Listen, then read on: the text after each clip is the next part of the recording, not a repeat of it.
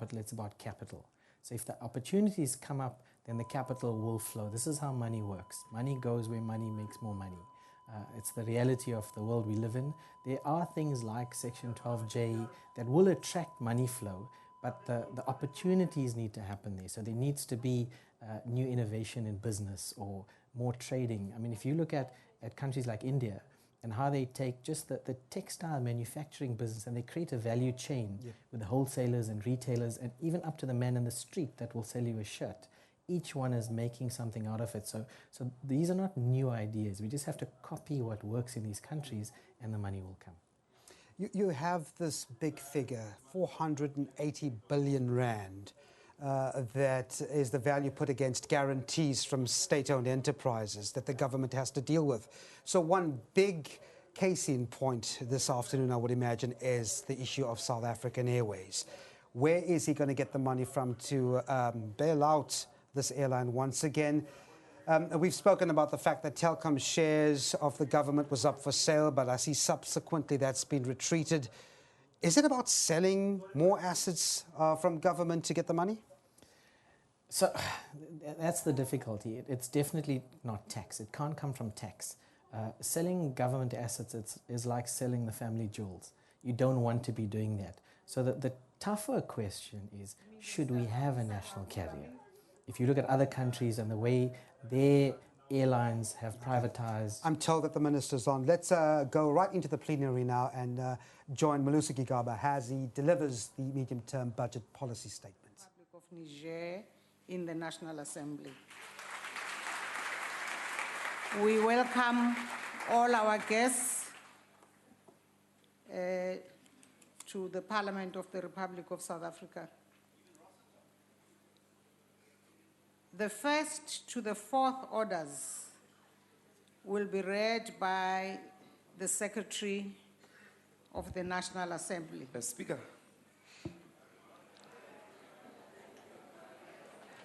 Honorable Ndlozi.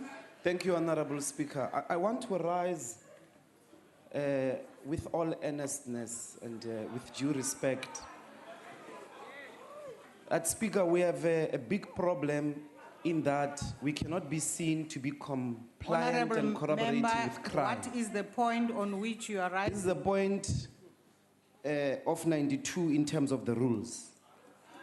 We can't allow Mr. Gigaba to address Parliament because he's the sole reason why we have a state of capture in South Africa. Please take your seat. He's the one that has handed all public state institutions to a collapse with the Guptas, Honorable Speaker. Parliament can't be seen to legitimate what is essentially a Gupta stooge.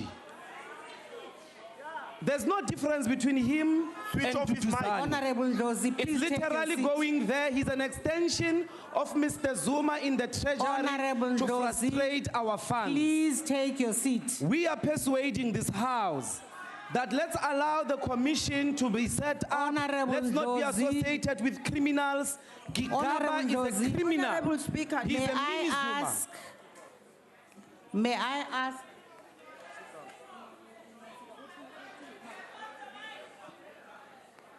The Sergeant at Arms, where's the Sergeant at Arms? Should go and assist Mr. Ndlozi to leave the House.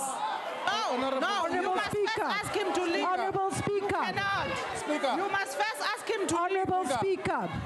Speaker, in terms of the rules, you don't enforce that law in that way.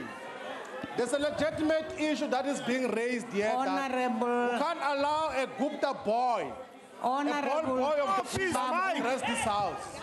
Honorable Shibam, who you will also have to be assisted to leave the House if you want to. Collaborate us in crime here. So that is a simple issue that we are requesting that you can't just rise and say such and such a person is not allowed in the House. You have no such power yourself. So please take your seat or but there's a leave legitimate the question House. that we're raising here, Speaker. Honorable Shibam. Honorable Speaker. Point of order, Chair. King,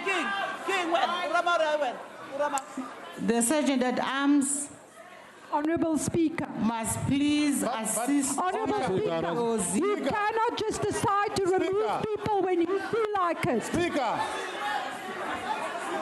that is not how this procedure is implemented. I will now switch Even off. this wrong Honourable rules, you are Speaker, there are implementing them procedures wrongly. in this House. That is not how you implement the Sergeant at Arms.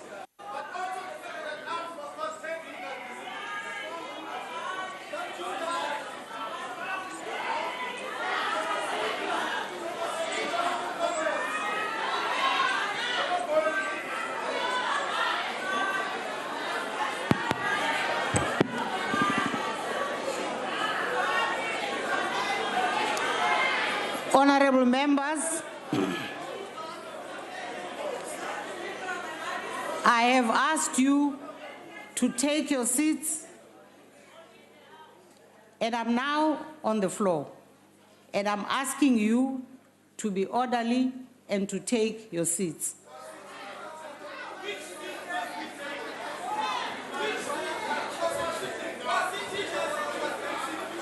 And I am going to call, I'm going to follow the order, I'm going to follow the rules, and I will let you know at the correct point what I would wish done.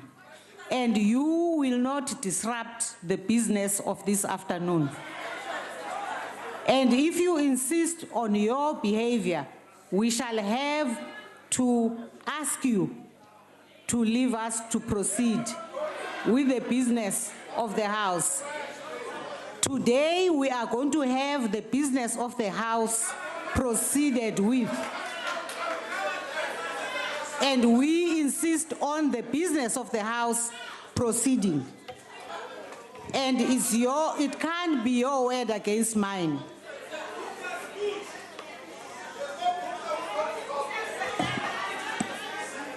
The Secretary shall proceed. Medium-term budget policy statement, introduction adjustments appropriation bill, introduction rates and monetary amounts and amendment of revenue laws bill, introduction taxation laws amendment bill.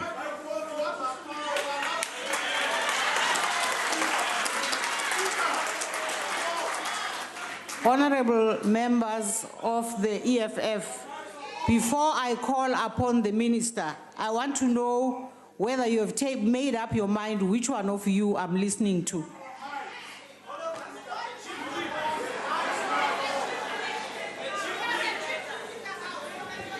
Thank you very much, Honorable Speaker.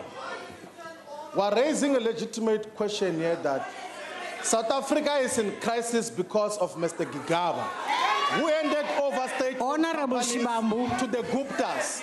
that's not a valid point. And we are collaborating in crime if we allow him to address this Honorable parliament about Shibambu, monies. The Constitution the Minister of has got an Finance is going to obligation on address us. So no, he's not going to do that today. He's going to do it. No, it's not going to happen today. We can't be collaborators of Honorable crime Shibambu, that is going to be committed by Malusi Gigaba today. That is a is simple not- message that was saying that we can't allow Malusi Gigaba to speak today. Honorable Shibambu, we're not going to have parliament today. I As wish simple to as that. proceed. I wish to proceed, and therefore it means you can't stay in the House while we are proceeding, because we are going to proceed with the business of the House this afternoon. And so I have to ask that you leave the chamber, Honorable The Shibambu. chief whip of the NC. I'm not going to go anywhere, Speaker.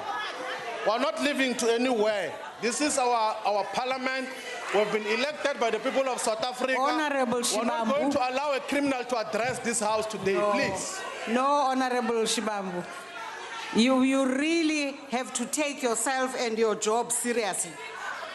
And therefore, Speaker. having given you the opportunity Honorable Speaker. to comply Speaker, on the with the basis rules, of what are you I'm dismissing now Honorable asking Shibambu? you, if you On don't the want basis to of stop what? disrupting, He spoke and you allowed him leave the to House. speak. Order, Speaker. And whilst he was speaking, you did not rule.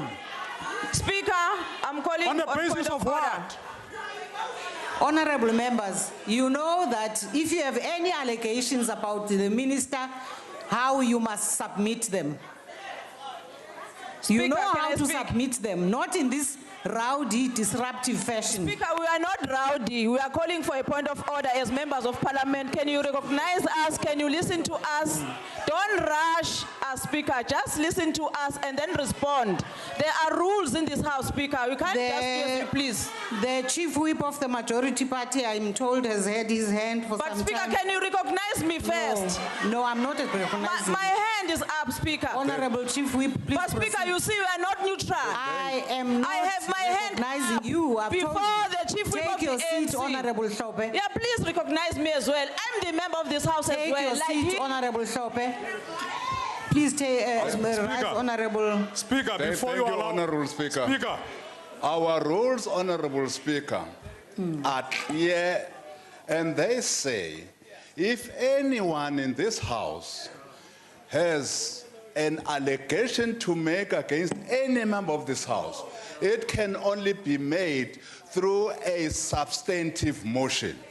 This is in our rules. But secondly, Speaker, Rule 85, that deals with reflections upon members, the president and ministers or deputy ministers who are not members of the assembly, says no member may impute improper motives to any member or cast personal reflections upon a member's integrity or dignity, or verbally abuse a member in any other way. What the EFF is doing today, Honorable Speaker, is reflecting badly on a Minister of Finance without substantively putting a motion before this House. In fact, they are in conflict with our rules as we speak now. This is gross violation on their part of our rules. We agree with you, Speaker. It's either they toe the line of these rules or leave the House. We are not here to legitimize criminals in the name of rules, Mr. Mutembu. You couldn't stop corruption from that side. It defeated you. Now you want to bring it to parliament with rules.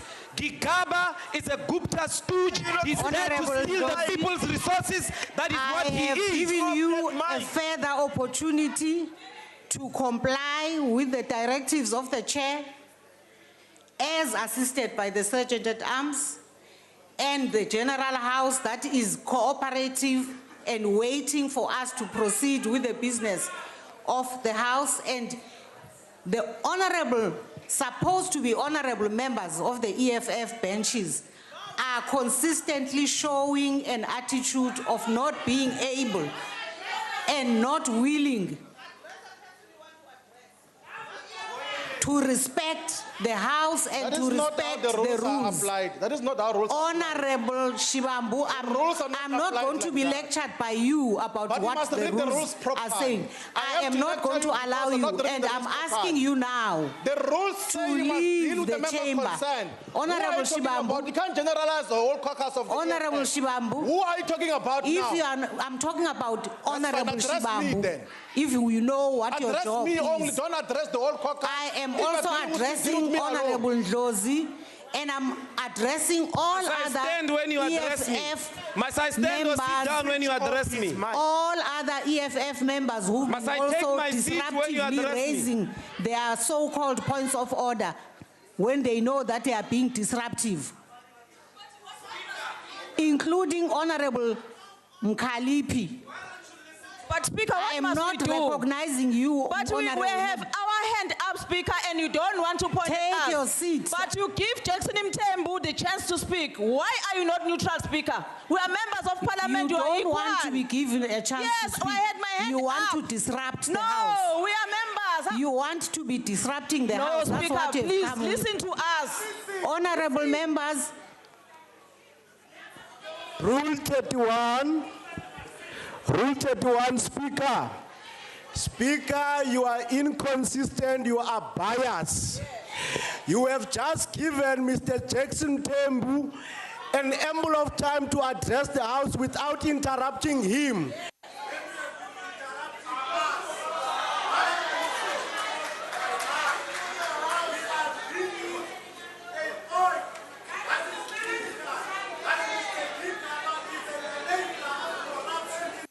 Africa. Honorable He is members. the one that has enabled Honorable members, us I will now have to call to force the country the into this protection services of perpetual corruption. Parliament So to we are saying assist this you to man, go out. he must not address the House today.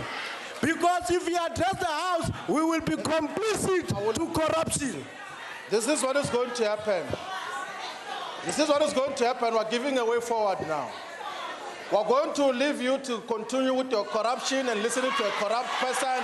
We're not going to form part of this nonsense of a captured soul called Malusi Gigaba. We're surrendered. Our companies is going to sell telecom today. We welcome your leaving the House. He's going to finish off this country because of the corruption that is presided over by Jacob Zuma. Honorable Shibambu, we welcome you leaving the House.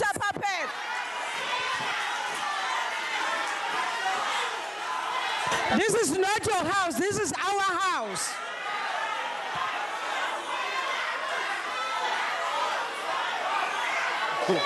Gigaba is a puppet. I call upon the Minister of Finance.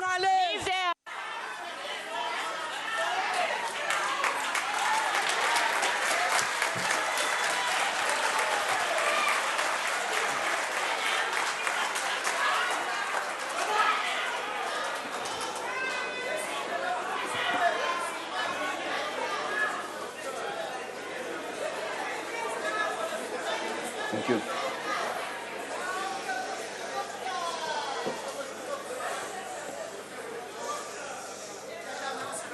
Honorable Speaker, Mr. President, Deputy President, Cabinet colleagues and Deputy Ministers, Deputy Minister of Finance, MECs for Finance, leaders of political parties, Governor of the Reserve Bank, Commissioner of the South African Revenue Service, representatives of organized business and labor, civil society and faith community leaders, honorable members, fellow South Africans, Molweni, Sanbonani, Dumelang, Goeiemiddag, Abshane.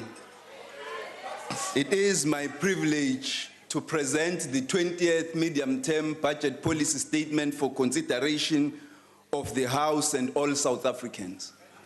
I also table the adjusted estimates of national expenditure, the adjustments of appropriation bill, the bill of revenue amendment, the division of revenue amendment bill, taxation laws amendment bill, tax administration laws amendment bill, rates and monetary amounts and amendment of revenue laws bill. As we consider the medium-term outlook, one is reminded of a poem by Ben Okri entitled Poetic Fight, which I quote, "Will you be at the harvest among the gatherers of new fruits? Then you must begin today to remake your mental and spiritual world and join the warriors and celebrants of freedom, realizers of great dreams. You can't remake the world without remaking yourself," quote unquote. With these words, with these evocative words, Okri challenges us to remake ourselves in order to remake the world around us. To become the realizers of great dreams, we must challenge and reimagine ourselves, be prepared to reinvent and create anew. As part of this mammoth effort, and in one of the most important achievements of the fourth democratic administration, a national development plan was developed 5 years ago, constituting a long-term vision for the country. The NDP was developed through an unprecedented and remarkably inclusive process, canvassing the views of South Africans from all walks of life, and drawing in the best national expertise and minds as embodied by the distinguished and diverse groups of national planning commissioners who developed the plan. This culminated in the Vision 2030, which spelled out what was required to realize our aspirations for our society and for all who live in it. It was absolutely critical for Vision 2030 to use as a starting point the aspirations of our people. That is what government is about, and that is what development is also about. putting in place the conditions for people to realize their aspirations for themselves. This is true to Okri's clarion call, which exhorts us not merely to be at the harvest or the realization of the dreams, but to be among the gatherers of the fruit and the realizers of the great dreams. To be present at the Letsima not merely as the beneficiaries of the harvest of great fruit, but as an active participant of the sowing and ultimately one of the harvesters. The NDP envisages a future in which our people will not be passive beneficiaries of the largesse of democracy, but indeed active builders and midwives of the South Africa we want. Indeed, we must all be prepared to plant the seeds of the harvest. As Indian Nobel Prize laureate and development economist Amartya Sen observed in his book, Development as Freedom, I quote, "Development has to be more concerned with enhancing the lives we lead and the freedoms we enjoy. Expanding the freedoms that we have, expanding the freedoms that we have reason to value not only makes our lives richer and more unfettered, but also allows us to be fuller social persons, exercising our own volitions and interacting with and influencing the world in which we live," unquote. Our people aspire to raise their children in the conditions of safety, free from threats of sexual assault, drugs, and gangsterism. They aspire to live healthy lives with access to medical care to prevent and treat illnesses. They aspire to develop their capabilities through education and training, apprenticeships and employment, to build wealth sufficient to live a decent lifestyle now and in their years of retirement, and to leave something to their families after passing on. And they aspire, perhaps above all, to actualize themselves, to take advantage of all that life has to offer, and pursue their dreams as masters of their own destiny. At its core, it is this fundamental purpose of enabling people-centered development that is and must be the central objective of government, and the capable and developmental state called for by Vision 2030. In this regard, the medium-term budget policy statement is an important opportunity to reflect on the country's finances and economic outlook, and to what extent this outlook supports our national development objectives as articulated in Vision 2030. It is an opportunity to think about how we must remake ourselves if we are to reach the harvest evoked by Okri. We are giving an honest view of the challenges facing our country. It is not in the public interest, nor is it in the interest of government, to sugarcoat the state of our economy and the challenges we are facing. It is only when we understand these challenges fully and candidly that we will know what to do and can decide what course we must take in addressing them, as well as what trade-offs we must make in the national interest.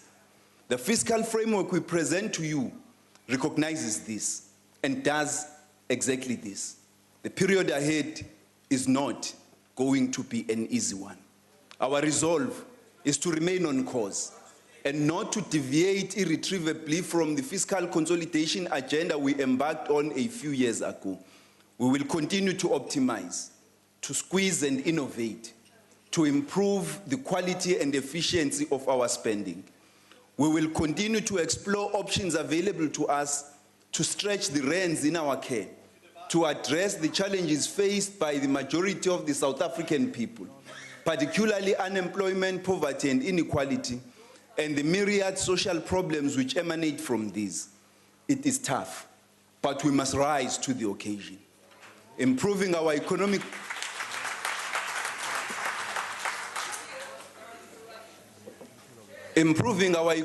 growth outlook over the period ahead remains our biggest challenge. Creating jobs and dramatically rolling back the tide of unemployment remains our most urgent priority. Ukuthuthukisa nokulingana ngokomnotho nokwandisa amathuba emisebenzi kubantu bakithi yikho okumele sikuqhakambise kukho konke esikwenzayo. Government cannot do it alone. We need business. We need labor and civil society. to come together to forge common solutions to growing the economy inclusively and on a more radical and sustainable basis. Together, we must forge not only common dreams and commitments, we must become the architects of the dreams and ideals we share. Time is of the essence. Our people want progress. They want tangible improvements in their lives. Government hears the call for urgency to act decisively on addressing key problems and creating tangible outcomes that citizens feel in their daily lives. Honorable Speaker, we are proud to say that even in these difficult times, our nation's budget continues to be a platform for social and economic transformation for all South Africans.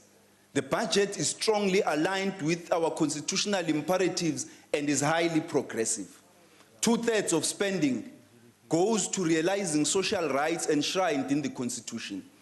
The budget also strengthens the capabilities of working people meaningfully to contribute to national resources. Among developing countries, our fiscal system is notable for the extent to which it redistributes resources from wealthy to poor and working families.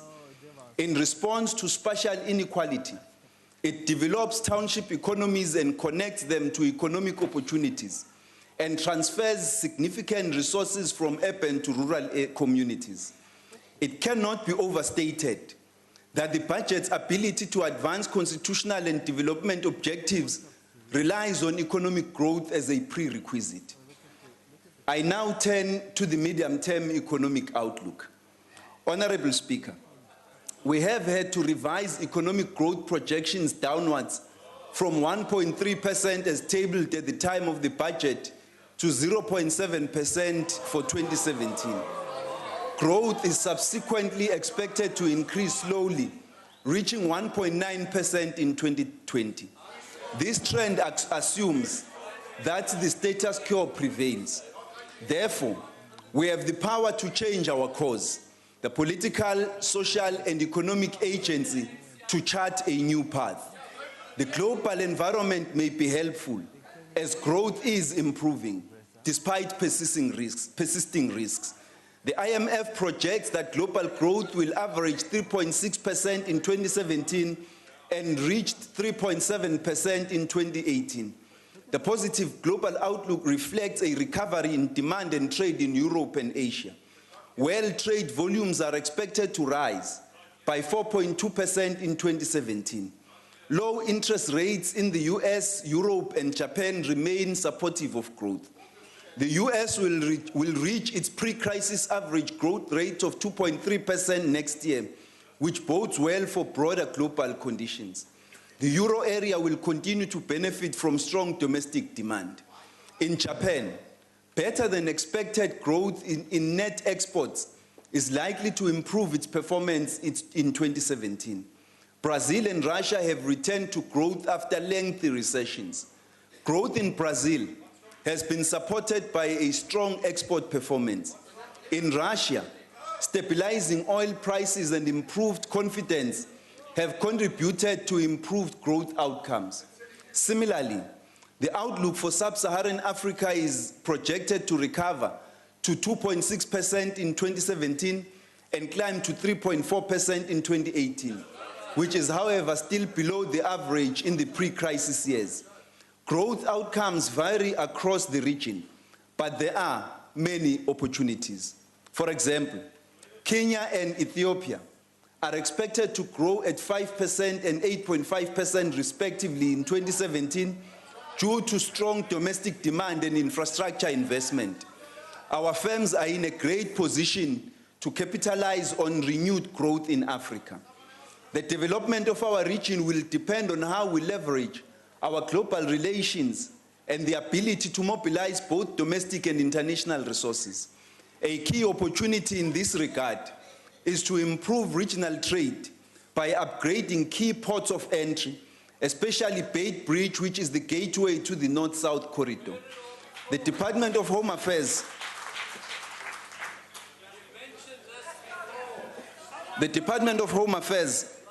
is working on revamping this and other ports of entry through public-private partnerships which will improve the movement of travelers and trade facilitation.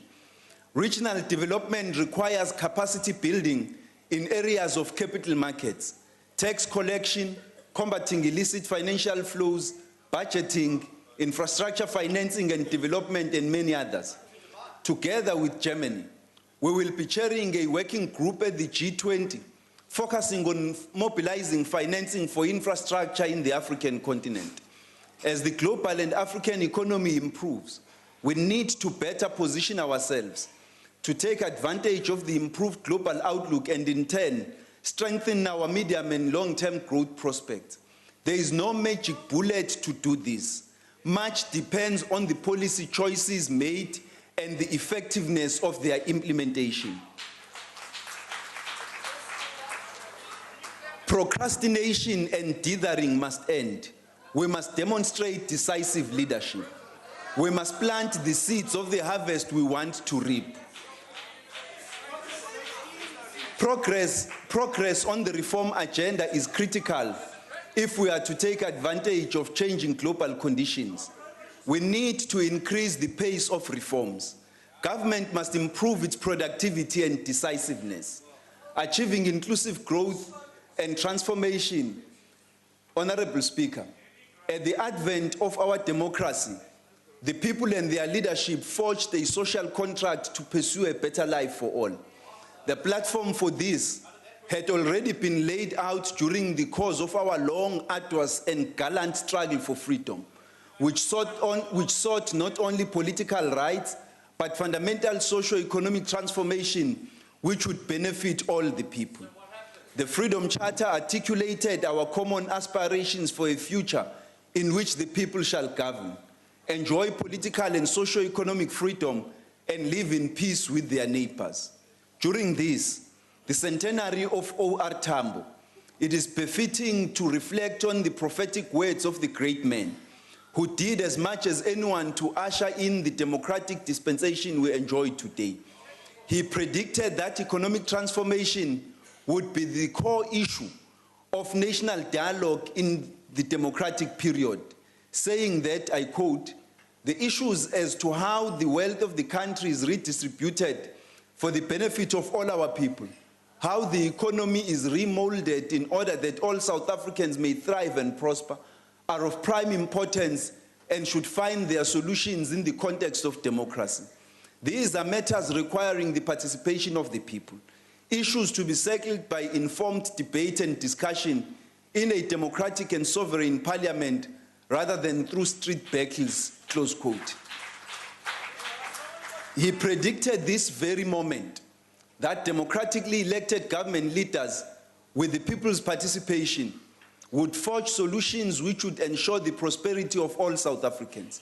Accordingly, we have set ourselves ambitious but attainable targets in the NDP to alleviate poverty, inequality, and unemployment. We said we would grow the economy by 5.4% per year, and we would bring unemployment down to 6% by 2030. Honorable members and fellow South Africans, let us for a moment consider the importance of economic growth. Why do we need our economy to grow?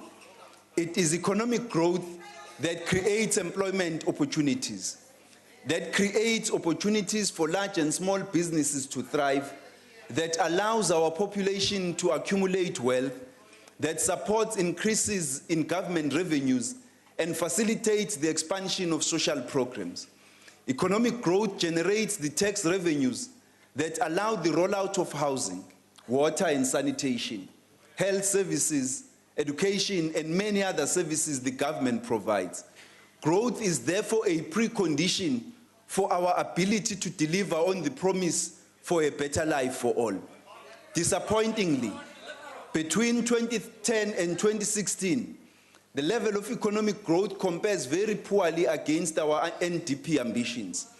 Consequently, GDP per capita has declined for 2 consecutive years. Millions of South Africans are still living in poverty. Unemployment is 27.7%, the highest level since September 2003, and is most harshly felt by our youth, and wealth remains highly concentrated. 95% of our wealth is in the hands of 10% of the population. Honorable members, we have an unenviable twin challenge of growing the economy as well as ensuring that it is more inclusive. Our starting point, therefore, is that economic growth and transformation are mutually reinforcing principles. We cannot allow a repeat of the past, where periods of relatively high economic growth were characterized by an uneven accrual of economic benefits.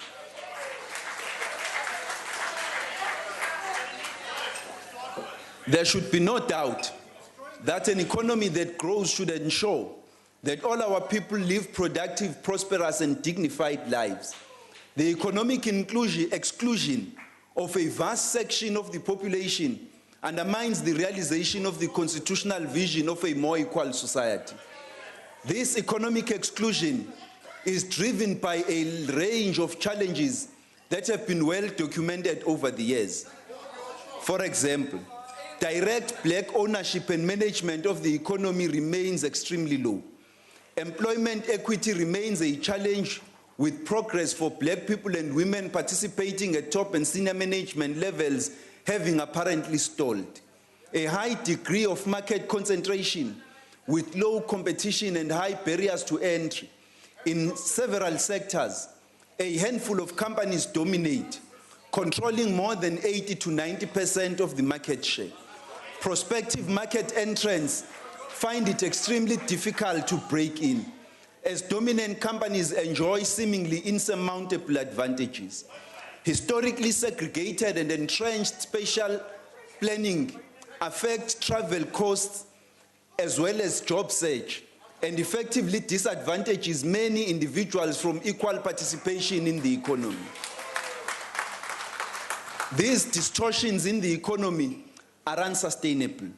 They aggravate social fragmentation and pose a real risk to inclusive economic growth. The inequality they spawn can generate extremely divergent views, which make compromises difficult. The resulting stalemate and policy uncertainty can contribute to economic weakness and low confidence. As a result, South Africans and citizens across the world are rightly calling for a change in how the benefits of growth are distributed. We cannot commit similar mistakes in the next phase of economic growth. We need to engineer a new growth and transformation paradigm, a model that is anchored on a common vision for the economy and its society, a model that embraces sharing of economic resources provided by our land, the South Africa that truly economically belongs to all that live in it. And we need a transformation model that goes beyond mere tick box compliance towards structural change of patterns of ownership, control, management, and production. These conditions for growth and transformation will lay a better foundation for better policy designs, discourse, and collaboration. We need to demonstrate that we can be a country at work and a country that works. We desperately need government effectively to play its role as an enabler for and an active participant in growth and transformation. We desperately need business that invests, thereby creating growth and employment. We need labor that is productive and ever growing its capabilities.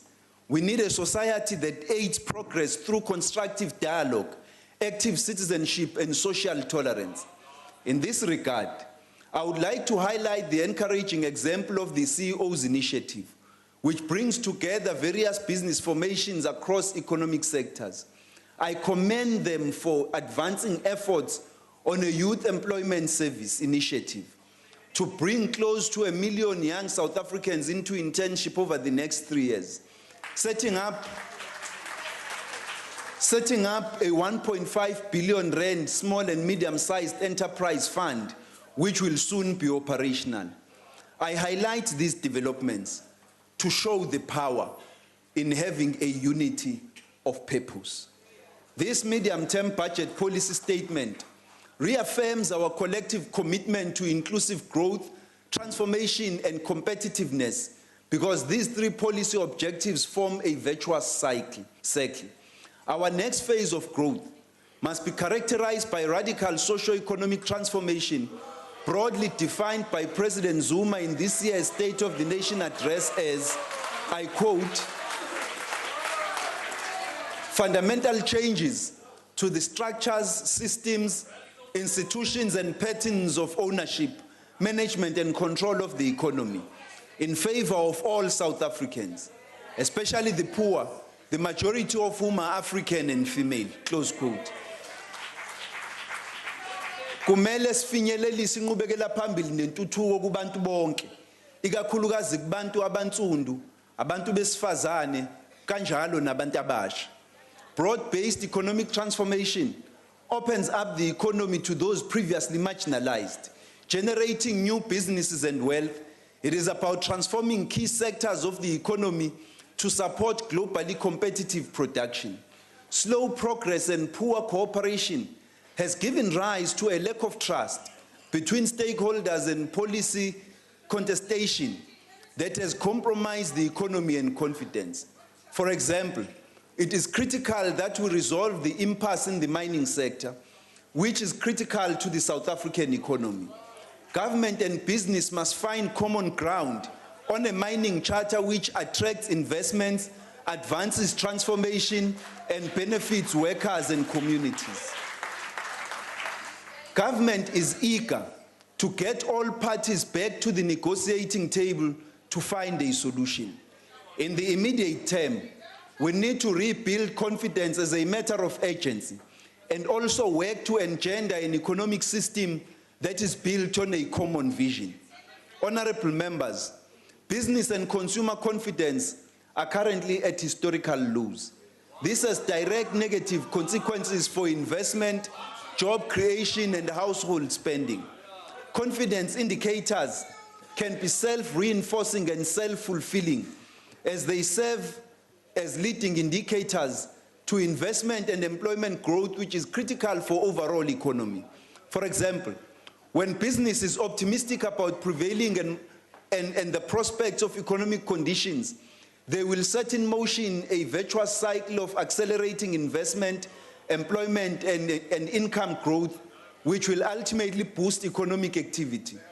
Conversely, heightened economic anxiety and languishing confidence can become entrenched and often making it difficult to reach and sustain growth over the long term, creating a vicious cycle of low growth, low investment, unemployment, and thus reduced government revenues and reduced government spending. We must do the hard things required to move from a vicious cycle to a virtuous one. We must be decisive, avoid procrastination, and work together to forge a social contract for a better life for all. We must plant the seeds of the harvest we wish in the end to reap. Demonstrative actions that build business and consumer confidence can encourage global and domestic investment, broaden private sector activity, and boost competitiveness. Through our interactions with investors, both domestic and international, several key issues come to light about constraints to growth and reasons behind low confidence. That is, policy uncertainty emanating from long outstanding legislations in key sectors, governance challenges and weak balance sheets for state-owned companies, a constrained fiscal framework and rising government debt, as well as perceived political uncertainty. In order to address these and other concerns, in July, Cabinet announced 14 confidence-boosting measures with clear timelines to facilitate faster implementation. It is commendable that we have been able to deliver on key aspects of the confidence-boosting measures in the last few months. We have proven that when a vision is set out with clear targets, we are able to put our shoulders behind the wheel. To cite but a few, we appointed a new board, permanent chief executive officer, as well as a chief restructuring officer at SAA. The airline now has a strengthened and capable leadership to implement its long-term turnaround strategy to which we will return later. Together with Ministers Zulu and Pando, we are setting up a fund for small business enterprise development that focuses specifically on startups. The Government Technical Advisory Center is assisting us to operationalize the fund. The Council for Scientific and Industrial Research completed a study on spectrum availability and open access on behalf of Minister Cwele and his colleagues at the Department of Telecommunications and Postal Services. Minister Patel is driving a process for the Competition Commission to launch a market inquiry to investigate data prices, and it has been actively investigating anti-competitive conduct. Minister Patel is also finalizing draft legislation to improve our policy and legal framework on competition issues. We are finalizing draft legislation to enable the Post Bank to receive a banking license. Minister Nkwinti is consulting stakeholders on the regulation of agricultural land holdings bill. Colleagues, we have to acknowledge that these efforts alone are not going to see our NDP goals realized. We need to increase the pace and scale of structural reforms. To stimulate economic growth, these confidence-boosting measures must be accompanied by a range of other microeconomic reforms. Broader work on the 9-point plan needs to be intensified. Other reforms are outlined in some detail in the NDP. Some of these microeconomic reforms include completing necessary logistics sector reforms that drive down port and rail prices, improving global competitiveness. Energy policy, which provides electricity at the lowest possible cost to households and industry. We should ensure greater support for the tourism sector, also increasingly referred to as the new gold. We must also expedite necessary reforms to enable ease of travel in and out of the country, particularly to support the tourism sector, which is a critical source of revenue. In fact, many of these reforms are already part of the government's existing work program. It is not a lack of planning that is letting us down. Our greatest challenge remains effective implementation and slow pace in many instances. We cannot expect the economy to slow down to the speed of government. Government must speed up to meet the needs of the economy. Our interactions with various businesses and stakeholders across many sectors have also highlighted several issues that are in line with the vision outlined in the NDP. Those in the manufacturing sector are calling for additional measures to support the sector to return to its former glory. Those in the mining sector are calling for the resolution of key legislation to enable investments. Those in agriculture talk about missed opportunities with regards to the provision of land and government support for farmers. There are widespread concerns about the governance and performance of key state-owned companies. All are united in condemning corruption in the public and private sector and are calling for renewed efforts to combat it.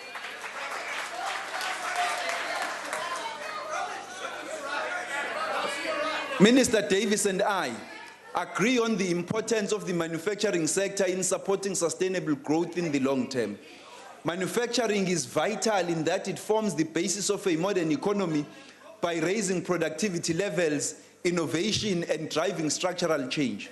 Indeed, Minister Pando consistently reminds me, and rightly so, that even during our economic difficulties, we must continue to invest in research, development, and innovation as an indispensable driver of social and economic progress.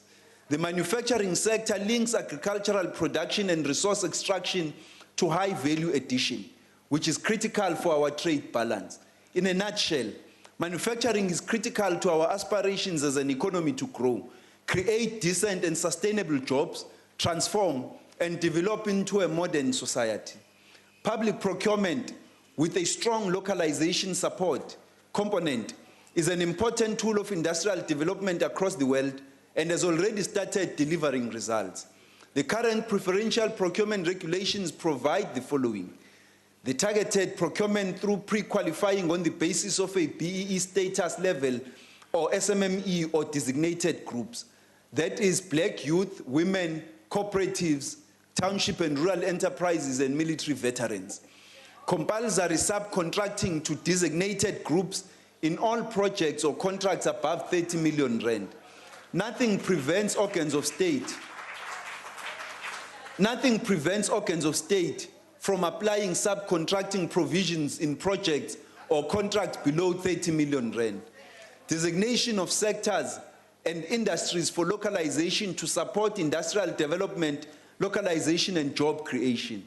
Further work on procurement reform is advanced.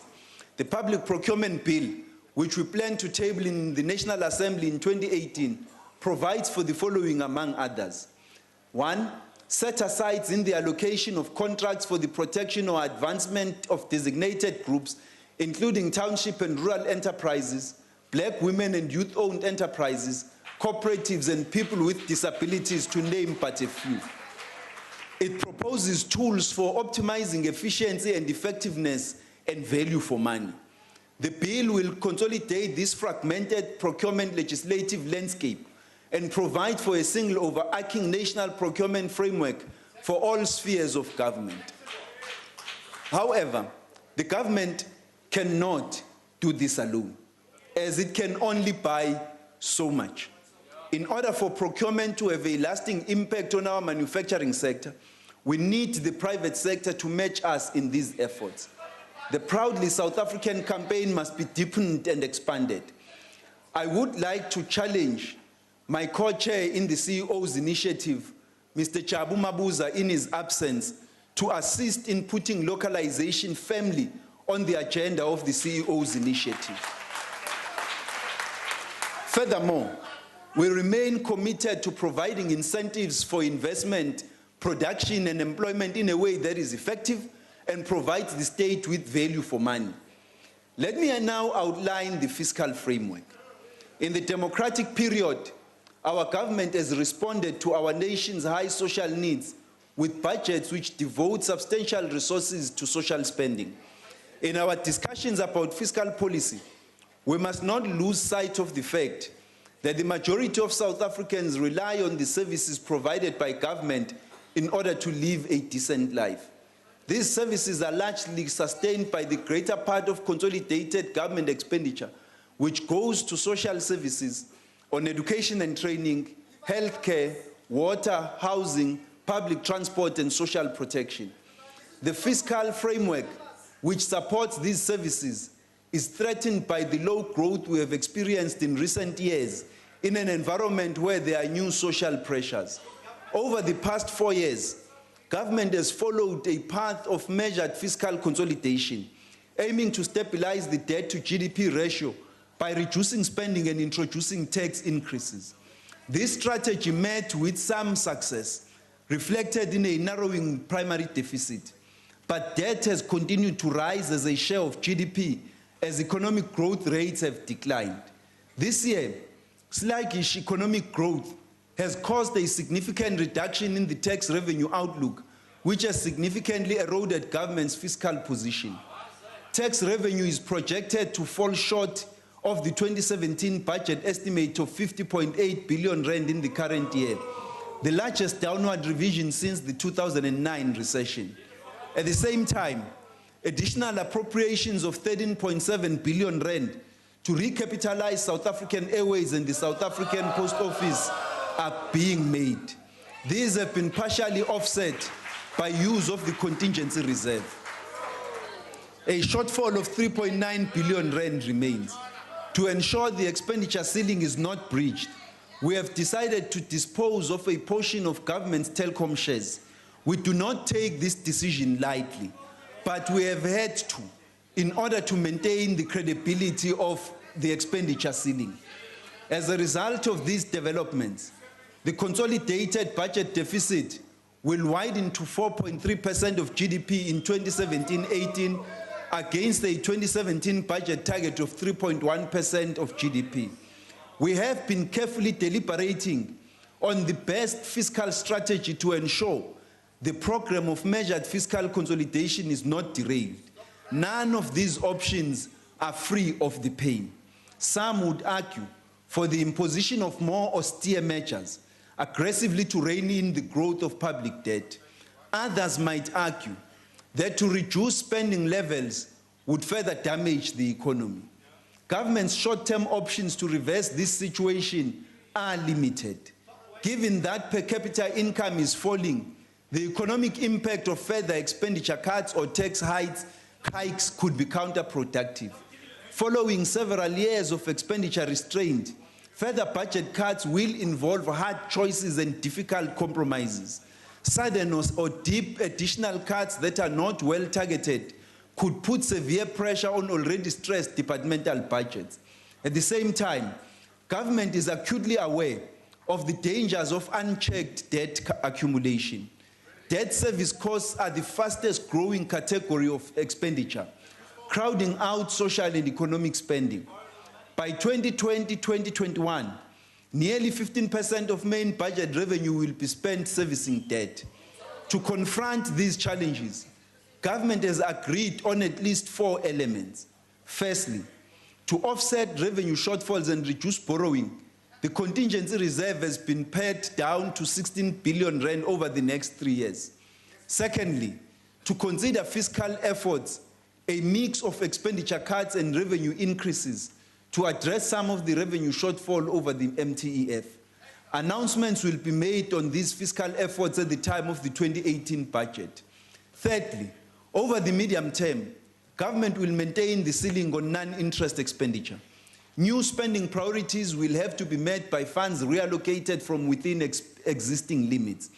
Any adjustments to the ceiling itself would need to be matched by revenue increases.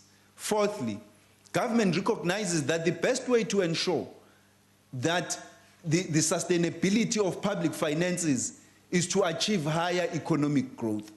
We aim to kickstart inclusive growth by implementing the 14 measures to improve confidence and accelerating progress on structural and microeconomic reforms. Delivery on these commitments will be complemented by a stimulus package, options for which are being considered.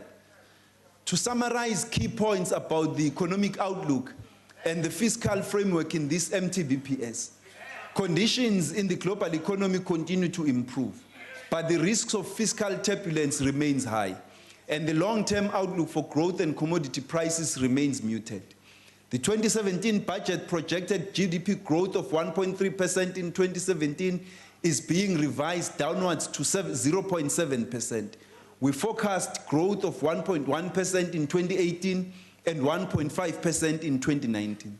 Due to lower than expected economic growth this year, gross tax revenue for 2017-2018 is projected to be at 50.8 billion rand, lower than projected in the budget.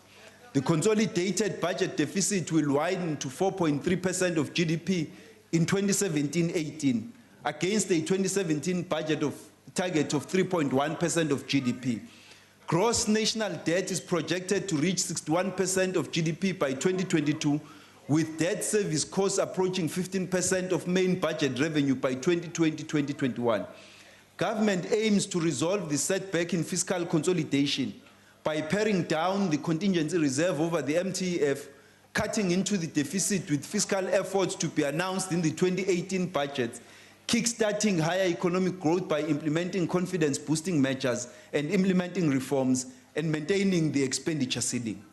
The expenditure ceiling is threatened in the current year as a result of government's recapitalization of SAA and the South African Post Office.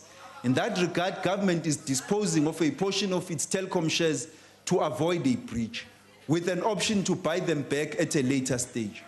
Infrastructure investment will amount to 948 billion rand over the next 3 years. Efforts to improve supply chain management and achieve value for money in government spending will continue.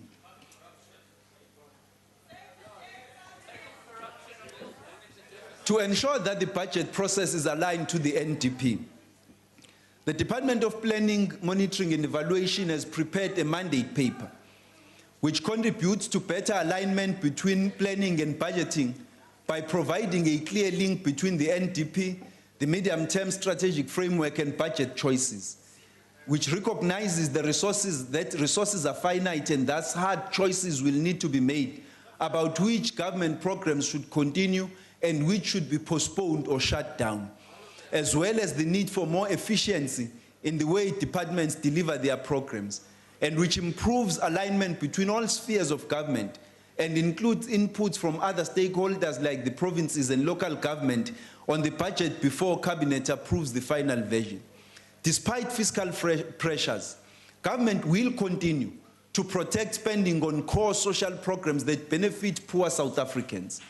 Over the next 3 years, consolidated spending will increase by an annual average of 7.3% from 1.6 trillion rand in 2017-18 to 1.9 trillion rand in 2020-21. Community development, learning and culture, as well as health, are the fastest growing functions.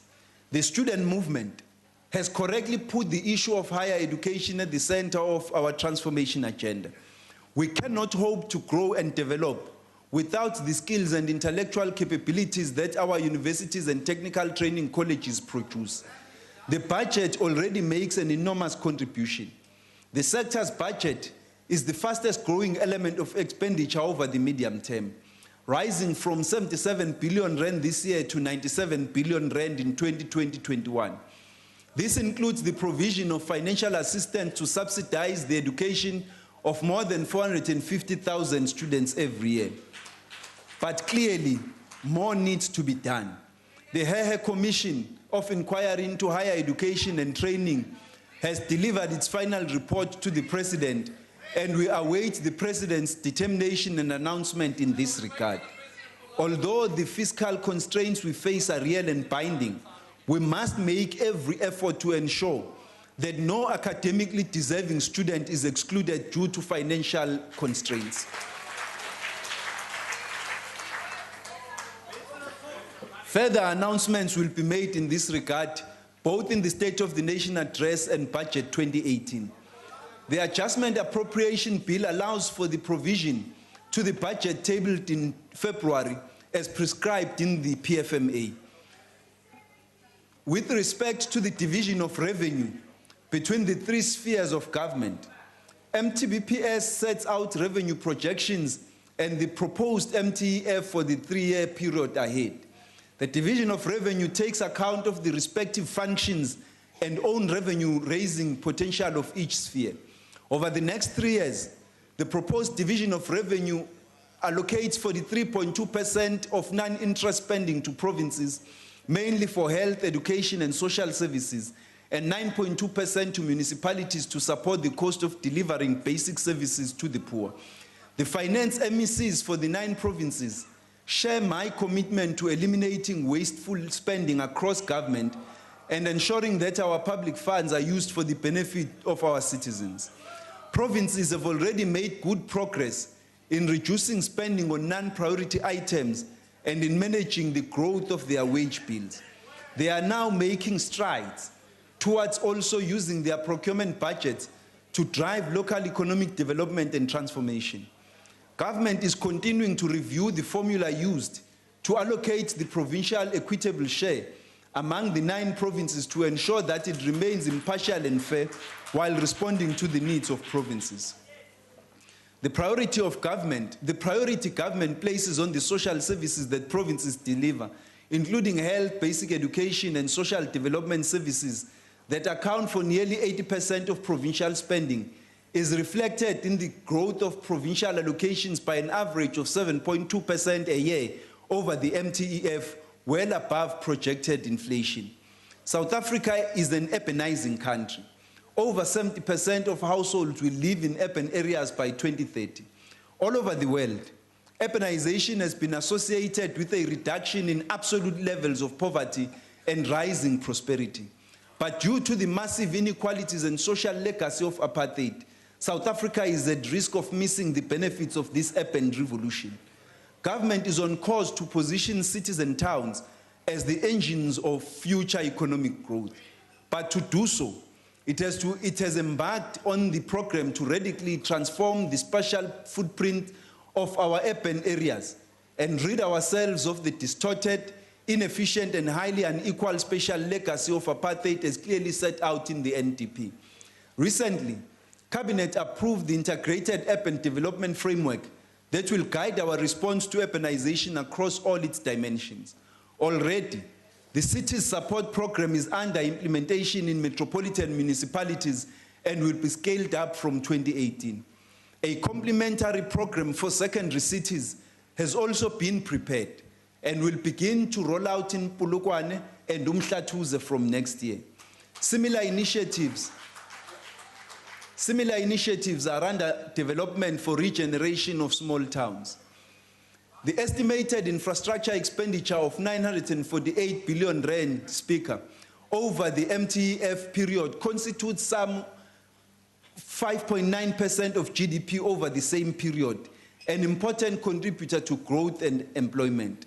The lion's share of economic infrastructure is provided by state-owned companies, which are projected to spend a total of 402.9 billion rand over the MTEF.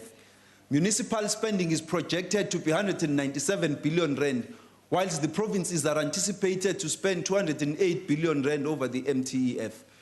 The education sector is expected to spend 44 billion rand on building new schools and refurbishing existing schools, libraries and laboratories. Chairs.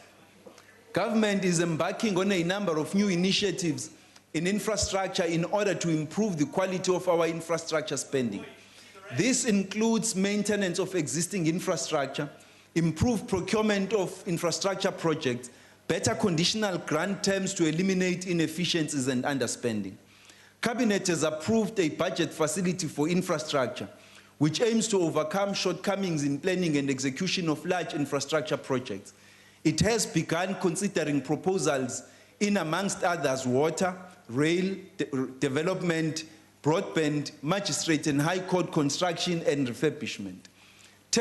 In addition, tabling of tax legislation for the 2017 budget. In addition to the tabling of the tax legislation for the 2017 budget, I am also happy to announce that Cabinet has approved the release of the carbon tax bill to Parliament for formal consideration and adoption.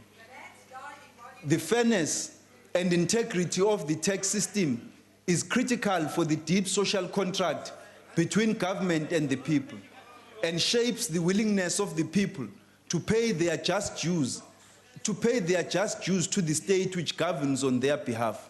In this respect, it is important that we continually strengthen tax morality and deal with any underlying causes that may undermine it, such as public concern about government corruption, poor governance, or those undermining or abusing the fairness of the tax system. Whilst most of our taxpayers remain responsible, we are noting slippage in compliance. SARS has enforcement powers, which are in the main punitive, and this will be applied to taxpayers who willfully and cynically avoid paying their taxes. However, SARS also remains sensitive to taxpayers who are facing challenges. SARS is also aware of the major problem of illicit financial flows. To this end, it is working closely with FIC and the South African Reserve Bank to close gaps which are currently arbitraged. The capacity of these institutions to combat cybercrime must be enhanced. From an international perspective, the first exchanges of information under the Global Common Reporting Standards took place at the end of September 2017. This information will give SARS insights into South Africans' foreign financial accounts. Data verification without treaty partners is currently underway. Country-by-country reporting, which will give SARS insights into risk areas of multinational enterprises, will begin at the end of this year. The first exchanges will begin next year. Government is aware of the concerns raised by taxpayers regarding delays in refunds. And with regard to the capacity of SARS to deal with transfer pricing, increasing VAT fraud and aggressive tax structuring, the Office of the Tax Ombudsman and the Davis Tax Committee have also commented on such challenges and made recommendations. I am engaging with the Commissioner of SARS on these recommendations to take concrete and practical steps to improve taxpayer confidence. Speaker, the financial services sector is at the heart of the South African economy and touches the life of all citizens. Financial services allow people to make daily economic transactions, save and preserve wealth to meet future aspirations and retirement needs, and ensure against the loss of income, personal disaster, or vulnerability. At the macro level, the financial sector enables economic growth, job creation, the building of vital infrastructure, and sustainable development for South Africa and her people.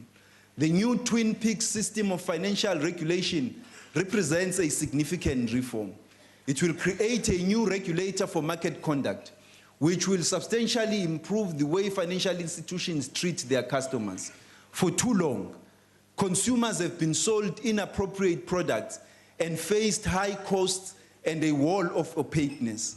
For example, one of the furniture chains sold retrenchment insurance to retired people. I will shortly be releasing for public comment draft transitional regulations to begin the process of implementing the Twin Peaks system. We are on track to create the two new authorities in the 2018-19 financial year. Honorable Speaker, we also need a transformative financial sector, a sector that is not only transformed, but is transformative to the economy. The finance as well as trade and industry portfolio committees in Parliament have done excellent work over the past few months, holding hearings on all aspects of financial sector transformation. There is consensus that more can be done in transforming the sector. Their draft report carefully balances the competing interests of the nation as a whole, foreign investors and borrowers, lenders, and ordinary South Africans. This report will assist in preparing for the Financial Sector Summit that we hope NETLEC will convene early next year, so that we can take stronger steps in developing appropriate targets for the Financial Sector Charter, which accelerates broader transformation. In the interim, Minister Davis and I support the latest version of the Financial Sector Charter all stakeholders have developed in the last 2 years to comply with the latest BEE codes. The development of sector codes is an integral and strategic vehicle to advance transformation in the economy at sectoral level. Sector codes provide sector stakeholders an opportunity to develop a common vision for growth and transformation of their sector. The new Financial Sector Code, supported by all stakeholders, sees transformation as being not only about ownership, but also skills development, targets for empowerment finance, access to credit, management control, and the provision of services to previously underserved areas. Speaker, government is working diligently on achieving efficiencies in supply chain management. The introduction of expenditure ceilings and the implementation of specific cost containment measures in 2013 spending on consultants, travel, accommodation, catering, advertising, and conferences has declined by 2 billion rand. The Office of the Chief Procurement Officer has managed to expose corrupt activities in certain government institutions and state-owned enterprises through the review of contracts above 10 million rand. The fight against corruption is being accelerated, and National Treasury is currently working with law enforcement agencies to investigate contracts which are alleged to be irregularly procured in certain state-owned enterprises. The fight against fraud, corruption, and abuse of supply chain management system is being extended to cover both public and private sector corruption.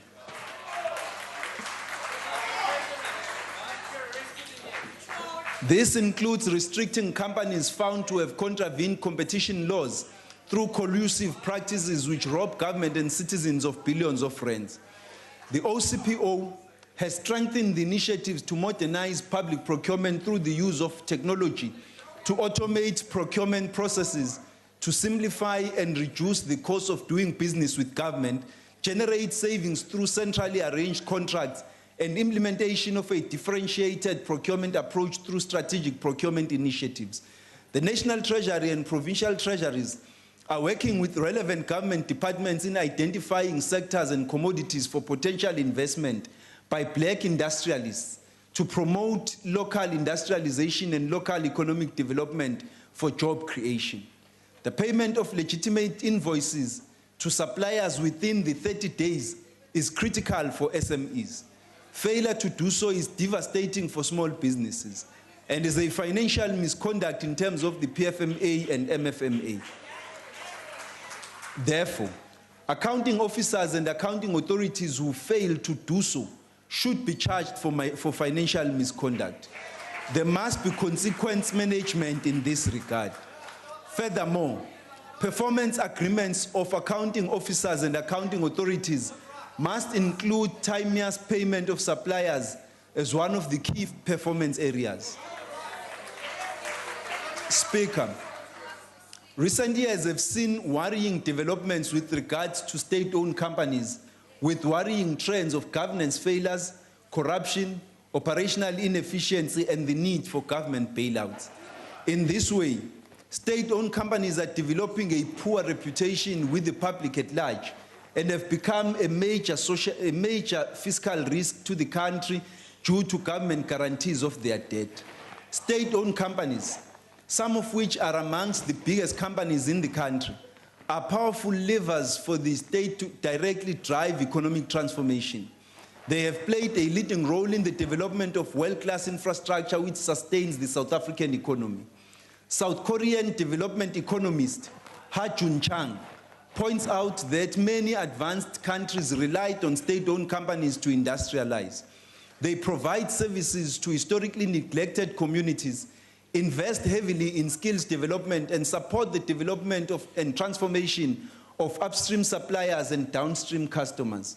State-owned companies have played a critical role in the advancement of black professionals, managers, and skilled workers, many of whom have gone on to play leading roles in the private sector. State-owned companies like Eskom, Transnet, and SAA are multi-billion rand companies by revenue with enormous value chains. We have increasingly begun to use these strategically, incorporating localization and preferential procurement into their operation philosophy and investment plans. Thus, for example, at Transnet, we established a trend of appointing black accounting firms as external and internal auditors, contracts worth tens of millions of rands annually. In addition to the revenue flowing to these companies, it helps advance their growth in making it more difficult for large private sector companies to exclude them on the basis that they have not proven their ability to service large complex enterprises. This is an illustration of the developmental impact of state-owned companies if leveraged strategically. The current challenge is that some of our state-owned companies obscure the success and progress evident at stable and self-sustaining SOCs, such as the Development Bank of Southern Africa, which is a leading institution on the continent in infrastructure provision, particularly at local government level. AXA, which has rolled out world-class airport infrastructure, which has helped position our country as a dynamic regional business and tourism hub. And the Land Bank, which plays a key role in supporting emerging farmers and agricultural development more broadly. Government can manage SOCs well and will act decisively to stabilize those which are experiencing challenges. Executives of state-owned companies are paid competitive salaries for their professional expertise as business managers.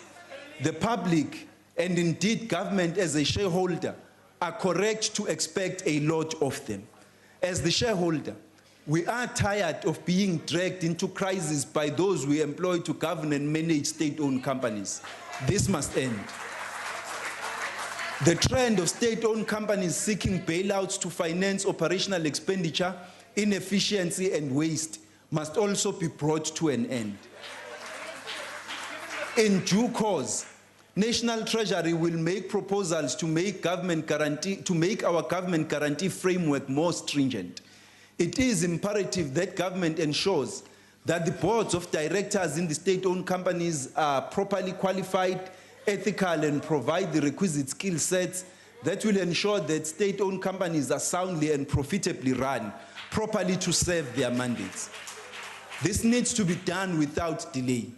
If board members do not exercise the leadership, good governance, and financial management expected of them, government must act quickly and decisively. Last week, government appointed a new board at the SABC and overhauled the board of South African Airways.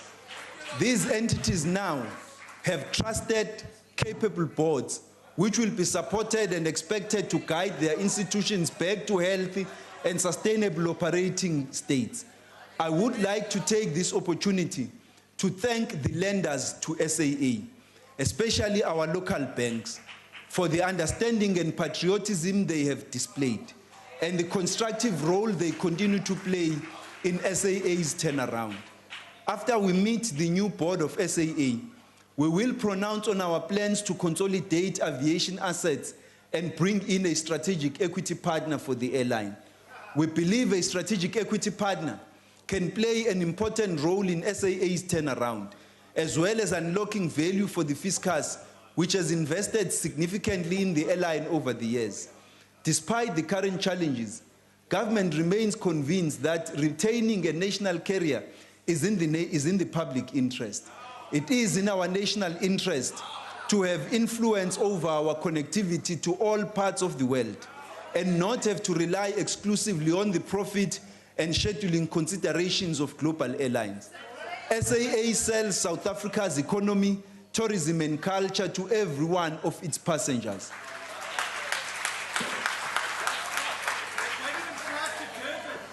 Global airlines do not and will not perform this priceless marketing and branding role for us. So let us not ignore the contribution SAA is making to our nation's development, even as we insist on dramatic improvements in its governance, strategy, and operations. Similarly, Eskom is critical to our development, with the link between electricity, infrastructure, and economic growth being well established. Over the last decade, our economic growth was effectively capped by our electricity supply constraints, which have now been resolved. Of course, we now have the problem of surplus capacity, but that is a better problem to have.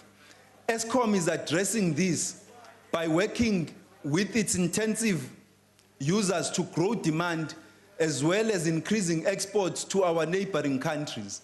The energy mix going forward and sequencing of adding new generation capacity will be informed by the updated integrated resource plan.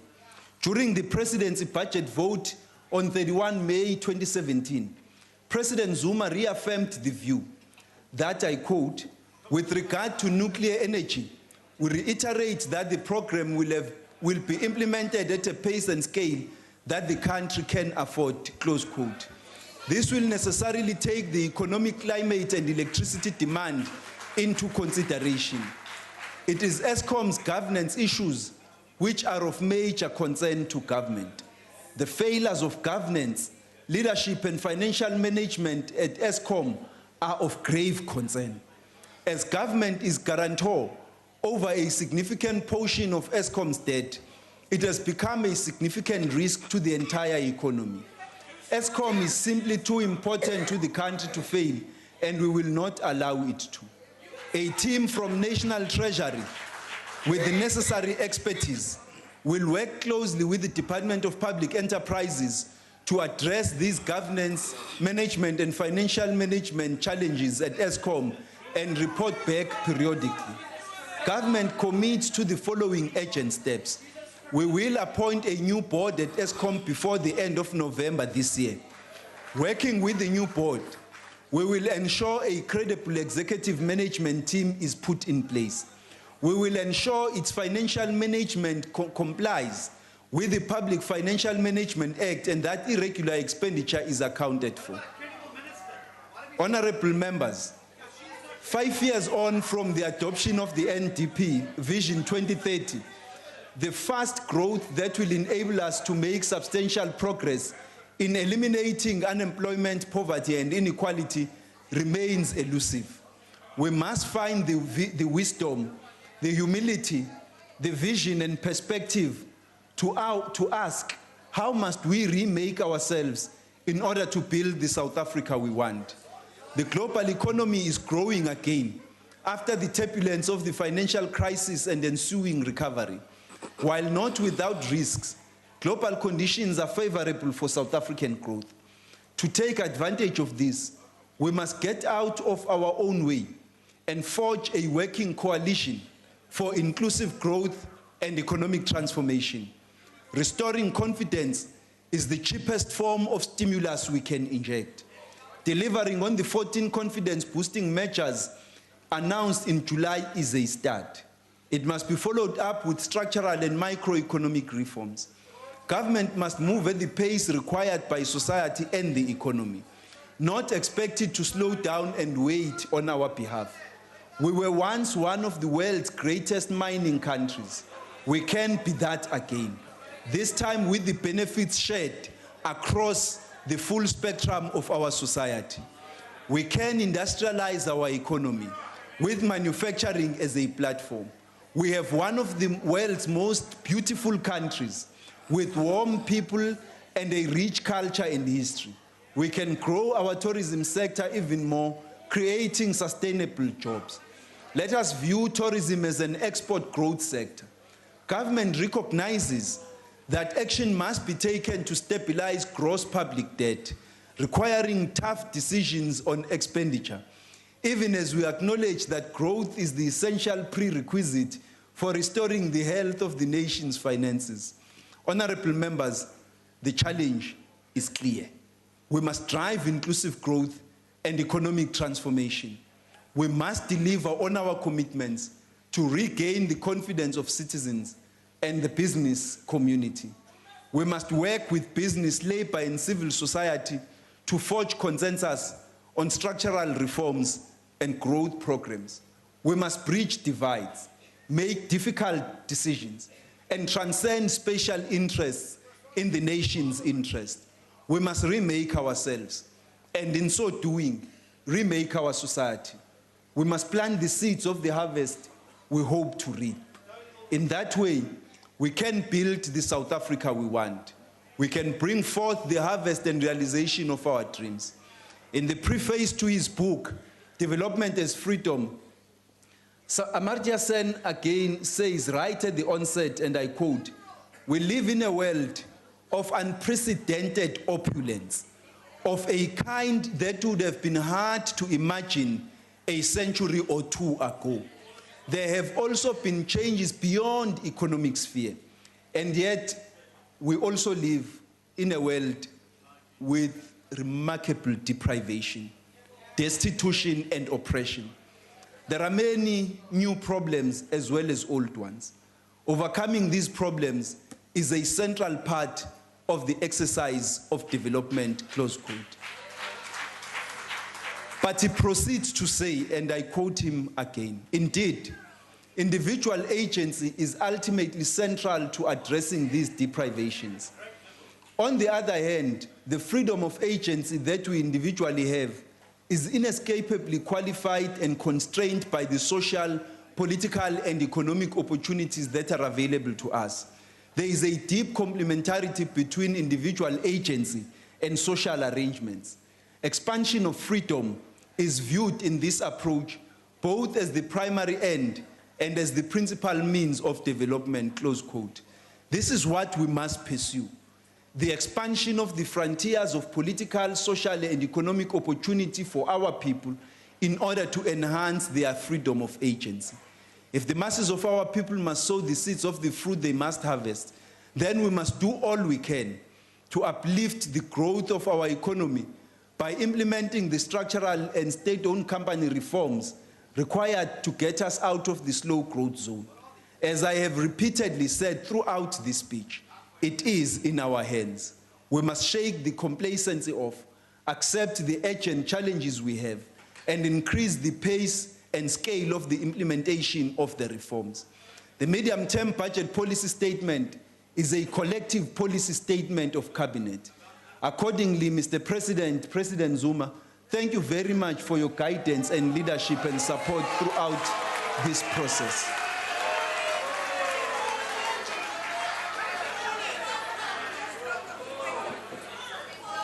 Honorable Deputy President Ramaphosa, thank you for your encouragement and for your wise counsel at all times when asked upon.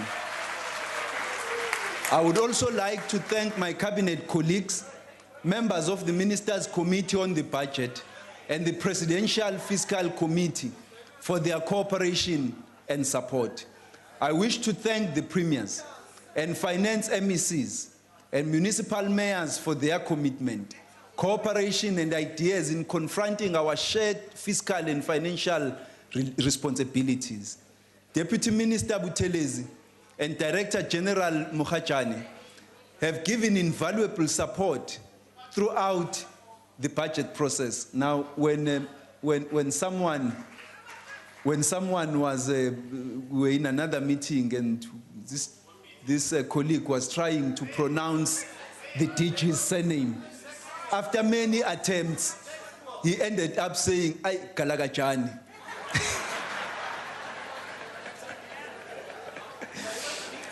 I know that members of the House will join me in expressing appreciation to the staff of the National Treasury, to the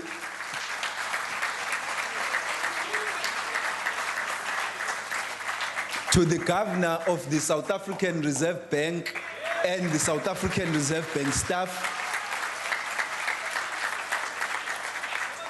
the Commissioner of the South African Revenue Service and staff of the South African Revenue Service,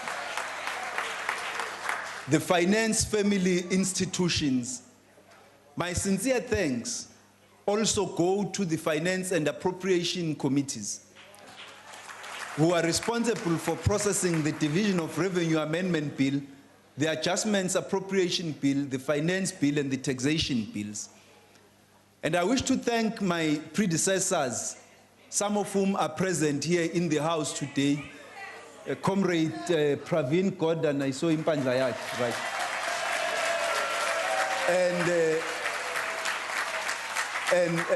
And Comrade Trevor Manuel, na impandla yakhe ngeke ngayibona.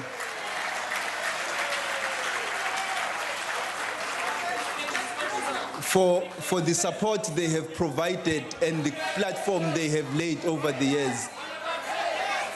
I thank you very much.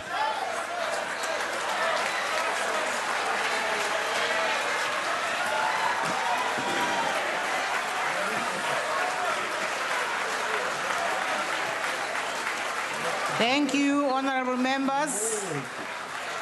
Thank you to the Minister of Finance. The media. All right, there you have it, the medium-term budget policy statement delivered by the Finance Minister Malusi Gigaba. Let's get straight into analysis of this. Lesibo Matata is with Alexander Forbes Investments. What do you make of it? Not an easy one. In fact, I think it's a medium-term budget of records, in that a record shortfall on revenue has been found at 50.8 billion rands. That hasn't been the case since 2009, the recession. Yep. Record increase in debt to GDP ratios over the horizon, over the envelope, about 6% higher. Potentially record taxes that could arrive from here in order to deal with the outcome that's happening. But of particular interest is that in the budgeting process, we now have another process that's introduced. What will happen since '94 is that a medium term gets put out, and that will give you certainty of what will be in the budget in the next month or two, in February. But now we're finding that there's a presidential task team that's been put together to deal with the sustainability of the fiscus, which is new. And in it is an admission that the path of fiscal policy is not on the right one. Yeah. But that introduces a new concern about what's going to happen in February, because there seems to be now a breakdown of that flow that we've gotten used to. All right, so let's break each one of those things out very clearly. Let's start with this revenue shortfall. 50.8 billion rand short of what the target is. And then you look at this and you ask yourself, well, does that include revenues that still need to be, or rather refunds from SARS that still need to be paid out? If that's the case, that shortfall could be much higher. That's a staggering figure, is it not? No, it is indeed. It's really not a good one. It just showed that every component of tax revenue, from personal income tax, from VAT, from corporate tax, from the fuels levy, all these components where money is being collected, disappointed, with a notable disappointment on VAT and personal income tax, which is a function of activity in the economy, and that was retail. No one is buying things. And also, people are losing jobs, so you get booted out of the labor force and you don't get to pay tax. That has been the undertone of what has happened there. Admittedly, this is really not a good budget. So, having said that, Lesiba, when you look at the ratings agency reaction to this, number one, we've got growth going low on the estimate. From 1.3% in February, it now sits at 0.7%. As we said, the revenue shortfall is larger. And then we've got a budget deficit, 4.3% from 3.1%. If you take what the ratings agencies have said that they will consider when looking at a downgrade, this is in the making. No, indeed, this budget will make sure that even before the year closes, South Africa is downgraded. There are a few things that has happened.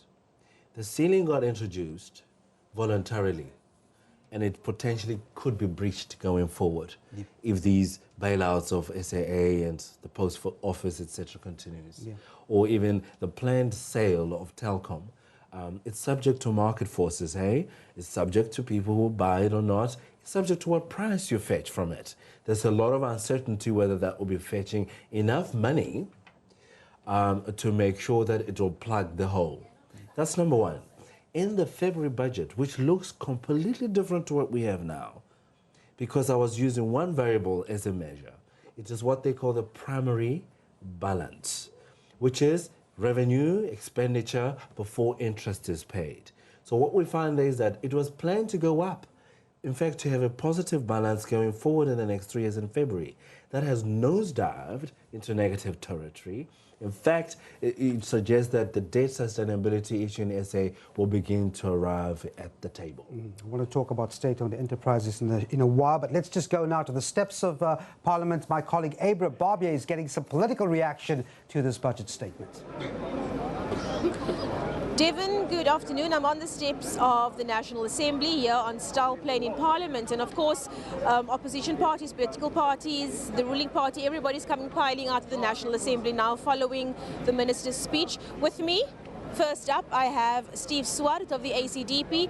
Mr. Swart, it was Minister Gigaba's first budget vote speech, a mini budget vote speech.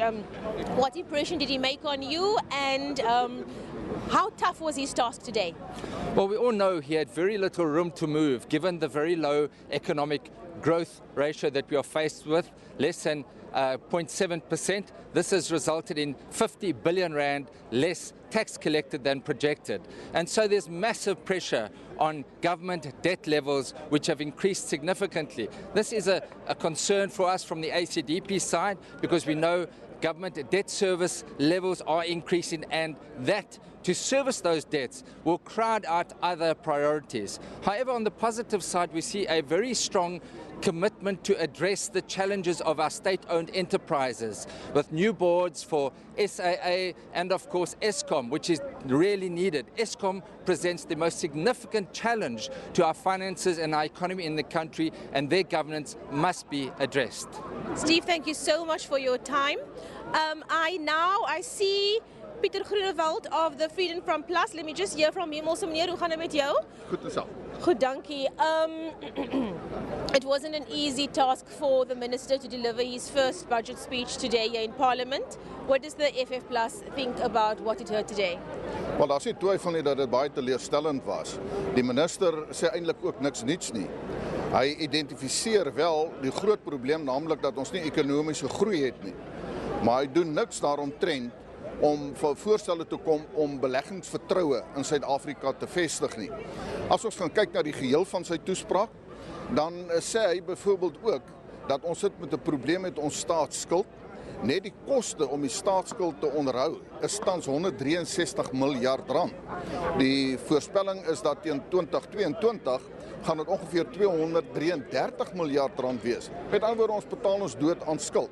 Daar is by my nie twyfel dat ons volgende jaar in Februarie aansienlike verhogings in belasting gaan sien nie, veral wat persoonlike belasting betref. So die mense moet hulle maar gereed maak daarvoor. Hy het ook niks vreeslike aankondigings gemaak hoe om staatsbesteding in te kort nie. En ons sien die rand het reeds 1,4% gedaal en die kanse is goed dat Suid-Afrika teen die einde van die jaar 'n afgradering gaan kry by die graderingsagentskappe. Baie dankie vir jou tyd, meneer. I see my colleague Bulelani across the plane. He's standing by with a UDM member. We'll now cross to Bulelani. Well, thank you very much, Ibra. Certainly, Finance Minister Malusi Gigaba had a very difficult juggling act to do. Obviously, the growth levels for this year now forecast to just go down to 0.7%. And to speak to us more, here is going to be the UDM Chief Whip, Mr. Gigaba. Basically, the economic outlook does look a little bit gloomy. Of course, again, the announcement on the shortfalls in the revenue, as well as the increasing budget deficit. Your thoughts on this midterm budget? Well, I think to say gloomy is an understatement. We are in deep trouble because of the poor management of our finances by the ruling party. I heard the minister, for instance, talking about bold measures to fight corruption, fight wasteful expenditure, but we all know that insofar as that matter is concerned, they have a credibility of I would equate it to a cat that decides to conduct a commission of an inquiry into the disappearance of mice. They have no credibility insofar as that is concerned. But the other very important issue here is that I expected the minister, as a party, we expected the minister to make some bold announcement around state SOE reforms. I didn't hear much about that. Instead, what he did was to make promises which were very vague, to say National Treasury will, at some point, this is what we're going to consider. Because you have a country where, for example, by 2021, our government debt will stand at about 3.4 trillion rands. Add to that, for example, the current budget deficit of about 4.7%. It's tragic what they've done to the finances of the country. And the Minister of Finance today did not provide us any viable alternative as to how to get us out of this problem. It was more a speech about political posturing, probably, for the December conference than one that focused on the nuts and bolts of how to turn around the South African economy. But we must credit him, though, with how he has handled the SAA matter so far, and some of the bold steps he's taking around ESCOM to try and turn it around. But as we do so, we must also remember that he is responsible for the mess that those SOEs find themselves in, because he was once a Minister of Public Enterprises. So we are saying he didn't do much for us. It was a flat speech. We are hoping that in future we'll find a way to redeem himself, or at the very least, he will make good on some of the promises that he made today. All right, thank you very much, Mr. Gigaba, who is the UDM Chief Whip. I'm going to cross again back to my colleague, Abra Babian, who's just on this side of the precinct. Thanks, Bulelani. I now am going to be speaking with David Mania of the DA, who's going to be giving me his insights about what he heard today. David, we were expecting students to come to Parliament today. They didn't pitch. I first of all want to ask you, was enough said about what was going to be happening with our students and the concerns that they've been expressing over the last while? Well, mention was made of post-school education, but because the Commission of Inquiry into Higher Education and Training report hasn't been revealed by the President, I think National Treasury are waiting to consider the fiscal implications and will probably make firm announcements during the main budget in 2018. And it wasn't in his written speech, but apparently the minister did make reference to the nuclear program. Can you just brief us on that? What's your thoughts on that?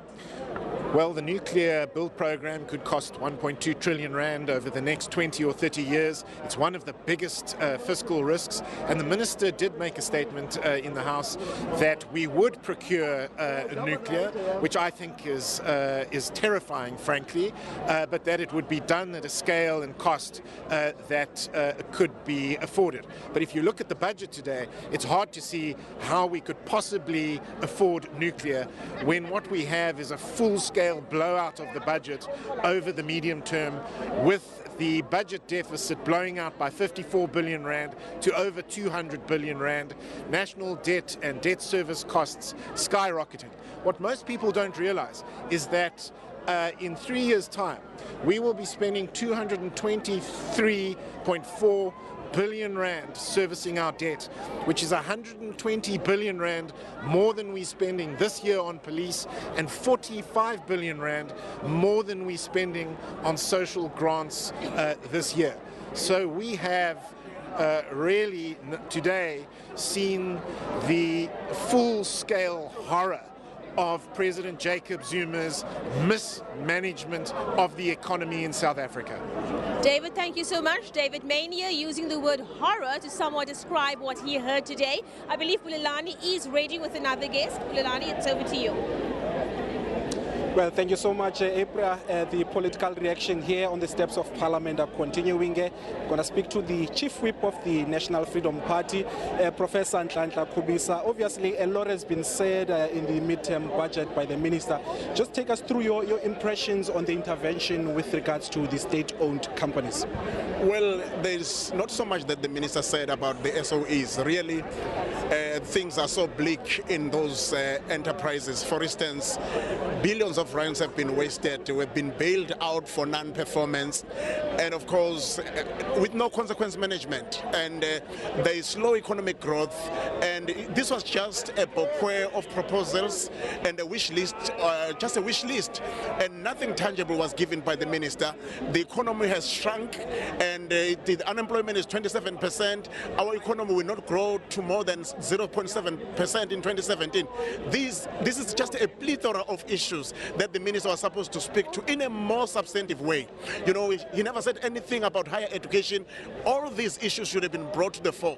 He said something about a township economy, but no tangibles again. These are all worries for us, for our people who are hungry now, who don't have employment now, and basically there isn't much new that was said with regard to the speech as such. But the NFP will watch the government to see that these SOEs perform, and there is some consequence management. We deal with corruption, we deal with state capture, because these are the things that are grinding into the marrow of the economy of the country. Right, Professor Nhlanhla Khubisa, thanks once again for your time. Thank you very much. I want to take on that note, just bring in the leader of the PAC, Mr. Luthando Mbinda. He was also going to give us his impression on this mini budget by the Finance Minister. Mr. Mbinda, anything that struck you in this mini budget? To be honest with you, not at all. Yeah, he was just all over the show, and what I see today was just a routine presentation as it was done by Upravin Gordhan. Even if you look at everything that he's saying is not pro-poor, even the fiscal policy review that he is talking about is not even addressing the interest of the African people. And look, even when I was listening to the state of the improvements that he was talking about in the state-owned entities, I mean, I think they must just learn from China, because in China, public sector, their economy is driven by the public sector. But in our situation, I must say it was just a total chaos. He should just focus. I thought they will only focus on health and safety, education, because those are the areas that are affecting our people. More especially when the issue of the land it has also not been addressed, as we know that they have been very, very slow, more especially in transferring land to the indigenous African people. Yes. All right, Mr. Mbinda, thank you very much once again for your time. And that's the PAC leader here in Parliament. Again, crossing for more reactions on the other side. April Babia is standing by. Now, while this was Minister Gigaba's first budget speech, which he delivered to Parliament today, somebody who sat through many budget speeches over the past few years is the IFP's Prince Mangosuthu Buthelezi. Prince, thank you so much for speaking with us today. Thanks. Sir, it's been described as a really difficult climate that the country finds itself in. It's also been described as probably the most anticipated budget speech ever. What did you think of the minister and what he had to say to the nation today? Absolutely, as you say, in the context of the technical recession in which the country is, I didn't expect anything better. But in fact, I don't think I can say it is worse than I expected, for instance, precisely because I'm a realist. I think that in the circumstances where even the whole world is in a recession, one must be realist. But at the same time, I think that with all due respect and all the good things that the minister said, he kept on, saying that we need, confidence. I think this is the biggest challenge for all of us as South Africans, because that depends on us, It has nothing with the recession or anything. The fact that our country is in a crisis, it gives one hope, at any rate, that we address the issue of the state-owned enterprises and the fact that they actually aim at getting an equity partner. Because I was in the cabinet, as you know myself, for 10 years, and I know that this is a challenge for cabinet every year. And it has been a source of a lot of corruption too. So it gives one hope, therefore, to know that they are trying to address this. On that topic of corruption, South Africans are worried about what's happening to their tax. In that regard, do you think do you think South Africans can go to bed feeling a little bit more confident tonight? Because I know very early on in his speech, the minister did say it's a difficult road right now that we are walking. I think that one must be truthful and honest and say that I don't think so. I think that corruption has really destroyed our country, has destroyed everything in our country. And in spite of all the good things that were said, and that, each time, it was like a refrain. Each time the minister talked about corruption, there were boos in the house, precisely showing that the people didn't believe him. Although it's a good thing to say, but that there was no credence. Prince, thank you so much for your time. I believe we are now crossing to the studio, so Devin, it's over to you. Ebra Babia, thanks very much indeed, getting us responses there from different political parties. We're still joined by Afzal Khan, tax expert from Raft Incorporated. Afzal, let's just try and bring this budget to the ordinary people. And the best way to do that is to find that link of taxes. Because when you look at revenue shortfalls, like the one we've just seen, 50.8 billion rand announced, possibly that's the closest link to how ordinary people will be affected. Unfortunately, we haven't heard much of what taxes could be raised or adjusted in the February budget, and that brings with it some uncertainty, doesn't it? Yes. So if we're 50.8 billion short and tax rates are going to go up because the profits are lower, so we're going to tax profits more. There's been no comment on, is it VAT, is it income tax, is it capital gains tax, personal taxes. So there's no clarity in terms of that, not even in the medium-term budgetary policy statement document. So it's quite grey there. The reality is, if you look at indirect taxes, if the economy is down, you could increase a rate. But if nobody's transacting, you've got a higher rate on zero, so you're still going to get zero. And I want to expand on that. What you're basically saying is that we have an economic growth rate at 0.7%. That's right. That points to the fact that the economy is not as active as it should be. Yes. Therefore, people will transact less and pay less tax. So there's a bit of a quandary there, isn't there? So the risk then is that if you're looking from a government perspective, the place where you can get money when an economy is sluggish is on personal taxes, because your salary is going to stay the same. So if I take your salary and I tax more of your salary, then the government is going to make money regardless of consumption, spending and trade. So what you're going to find, we're at 45% on the max tax bracket. I don't know how much higher you can go without getting people to start looking back and saying, we can't afford this. As the South African public, we can't afford this type of tax, because it's not that we pay 45% tax at the maximum rate. We pay rates, we pay VAT, we pay levies, we pay SABC costs. There's lots of other costs. So if you bring the effective tax rate of what a South African pays, it's a lot more than 45%. So to increase it, it's going to be astronomical. So we'll have to stay with that uncertainty until February. Well, we'll continue with this discussion here now. But first, let's just get more reaction from those political parties. Abra Babria is at the steps of Parliament. Okay, I've got two guests lined up. First of all, I'm going to be speaking with Mr. Masiela Kota of the Congress of the People. Sir, how are you today? Thank you for speaking with us. Everybody is very aware of the tough space the minister had in which to maneuver.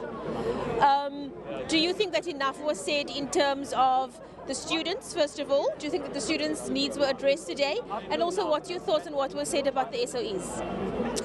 Well, first of all, let me say that it's a very depressing budget, medium-term budget speech, because, well, he said something about the education of the children. I don't know where he's going to get the money from. If he announces that he is still going to pour more money into the SAA and ESCOM, state-owned enterprises, which have already been consuming huge amounts of money and which are not contributing nothing to the fiscals to make it possible for us to meet the needs of the people.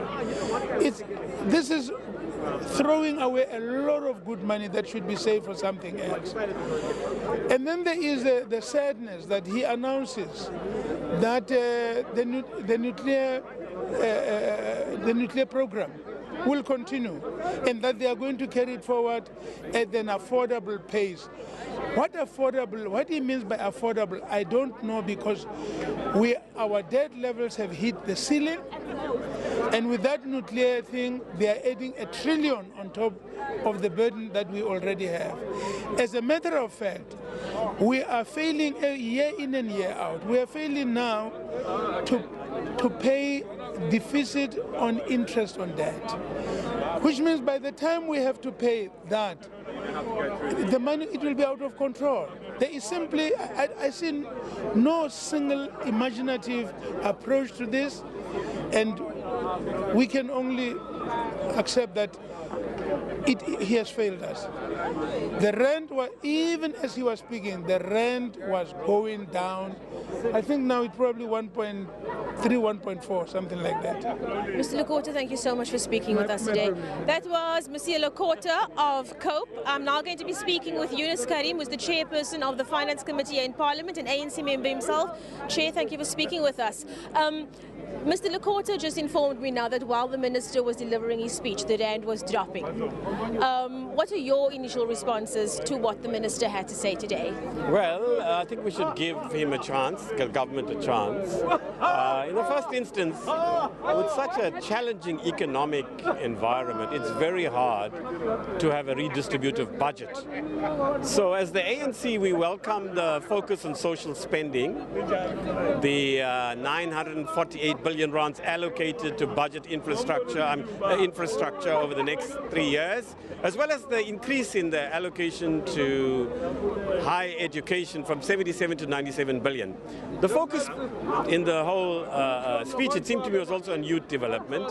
And in fact, the minister said that 2/3 of the spending of the budget is on the social rights in the constitution. So that's to be welcomed, as is the focus on the need for a greater cooperation between the government, parliament, business, trade unions and civil society. We need a massive concerted effort to get it right.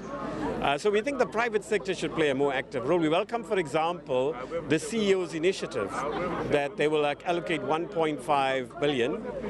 And there are two programs they have in mind, the youth internship program and, of course, the small businesses. But obviously, even as the ANC, we are concerned to see the proposed increases in the borrowing, and that 15% of the budget will be consumed in the third year from now on servicing the debt. And obviously that concerns us, as indeed the fact that regrettably with the low growth rates, the revenue raised is going to fall short of about 58 billion rands.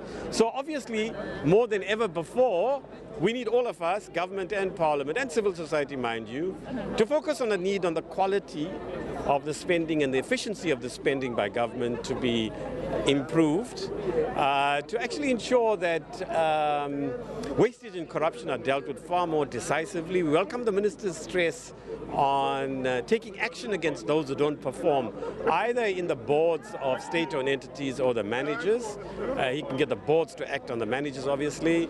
And we feel really at Parliament, we ourselves, the Finance Committee, the Appropriations Committee, the Public Enterprises Committee and other relevant committees like SCOPA, and Parliament as a whole, all committees in fact, should be far more effective in our oversight. We simply cannot afford to continue to rescue state-owned entities that are badly governed, badly managed, and are accused of corruption and mismanagement. And so it is true that we endorse the inquiry into the performance of state-owned entities by the Public Enterprises Committee and other inquiries that are related to the need to ensure that state-owned entities use the limited resources we have more effectively in the development interests of our country, but primarily the poor and disadvantaged. Also, note that the Minister says that 95% of our wealth resides with 10% of the population. This reinforces the need for radical economic transformation, the need to ensure that all of our people benefit from it, but primarily the poor, the working class and the disadvantaged more generally. Otherwise, a social explosion is looming. Chair, thank you so much for your analysis. Bulelani has a guest on the other side, so Bulelani, it's over to you. Thank you so much, Abra. Obviously, all sectors of society are watching this mini-budget framework with close eyes. Business as well watching today. And joining me now is the President of the Black Business Council, Dr. Danisa Baloyi. Does this mini-budget framework give business any sense of confidence, given that it's been said that the business confidence levels are very low? I think we have no choice. We have to all pull together as South Africans, as the Minister said. And even if he hadn't said it, we have to. We have to make South Africa work for all South Africans.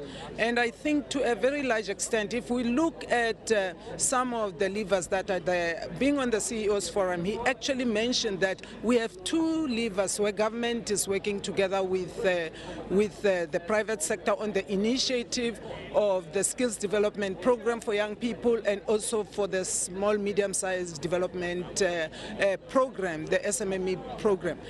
The reality of the situation is that we can do more around that. I think he talked about procurement reform that could help in terms of enhancing new participants within the framework of procurement. We've done it before and it's worked, and I think we can do it again if we have confidence. We need to be bold in creating new cakes instead of saying we're going to enhance what already exists. Let us go out there and find new entrepreneurs, and they are there, they're just struggling. They need a little bit of a lift to get going. Then we can have economic growth. The day that South Africa puts its faith in developing small, medium-sized enterprises in earnest, part of the problem will go away. They will involve the employment of more people, we know that.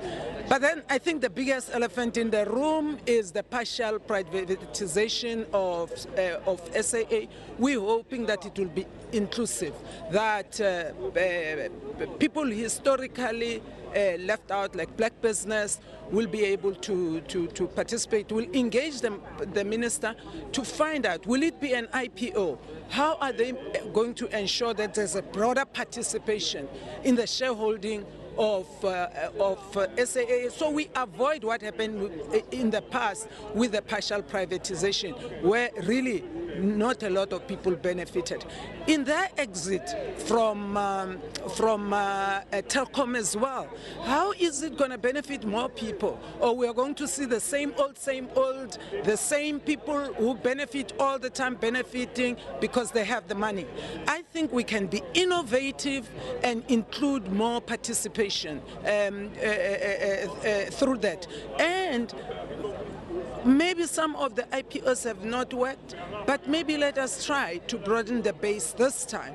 Maybe saying people who are in those sectors, can they participate to enhance what they're doing? But to leave it to the market, we'll find that the people with the money are going to grab those shares and there won't be any empowerment, even though he spoke empowerment. On that, I give him 10 out of 10. He emphasized economic empowerment, and I think unless we do that as South Africa, our country is going nowhere slowly.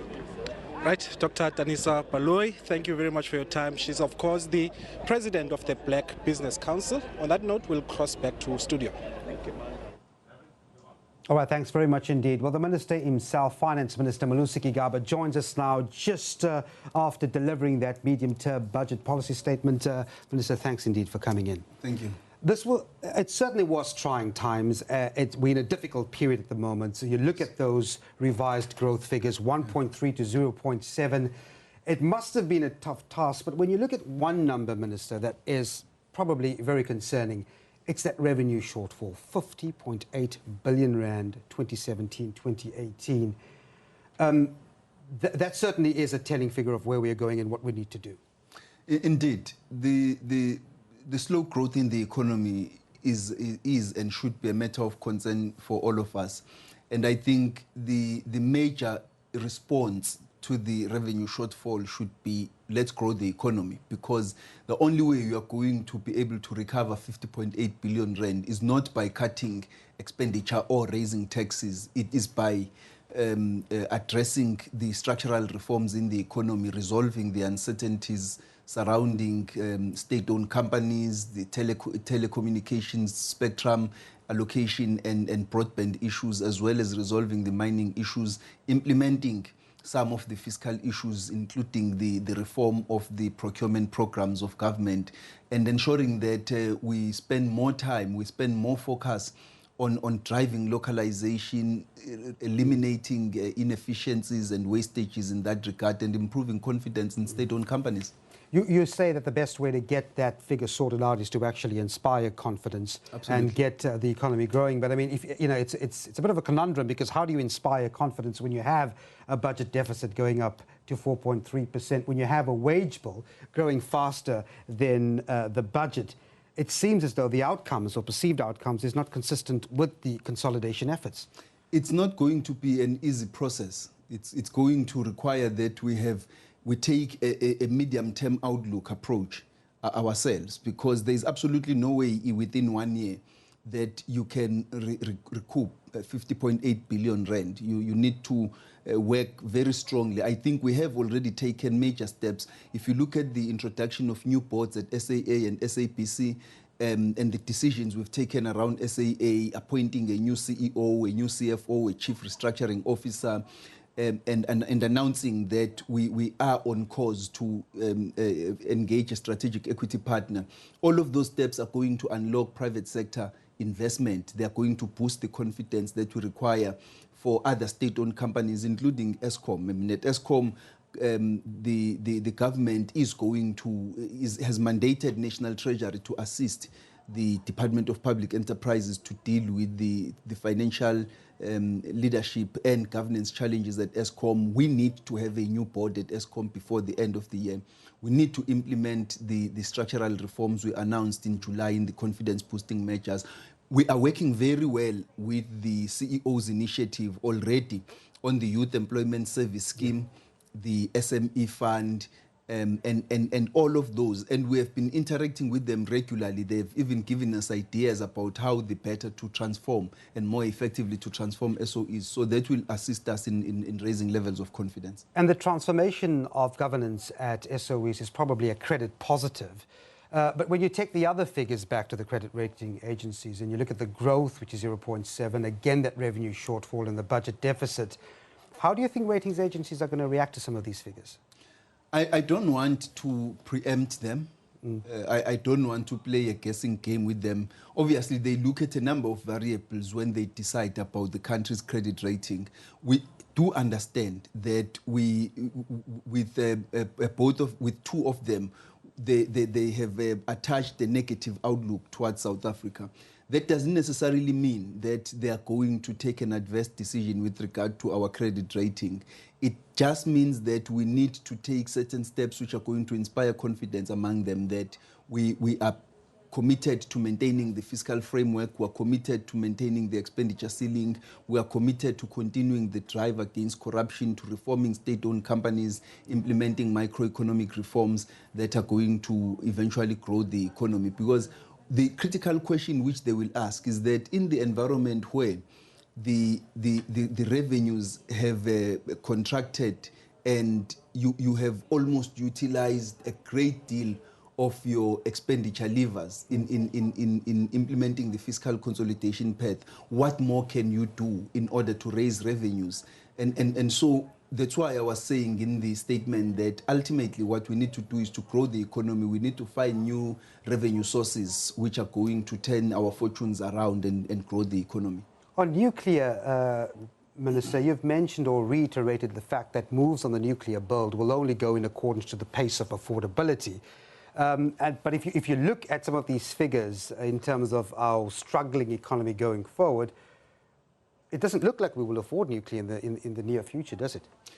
Look, nuclear remains part of the energy mix. At one point, I mean, at the present moment, Eskom has about 5,700 megawatts of excess electricity. That is 900 megawatts bigger than the biggest power station in South Africa, which is Medupi, which, when it is fully commissioned, it will be operating at 4,800.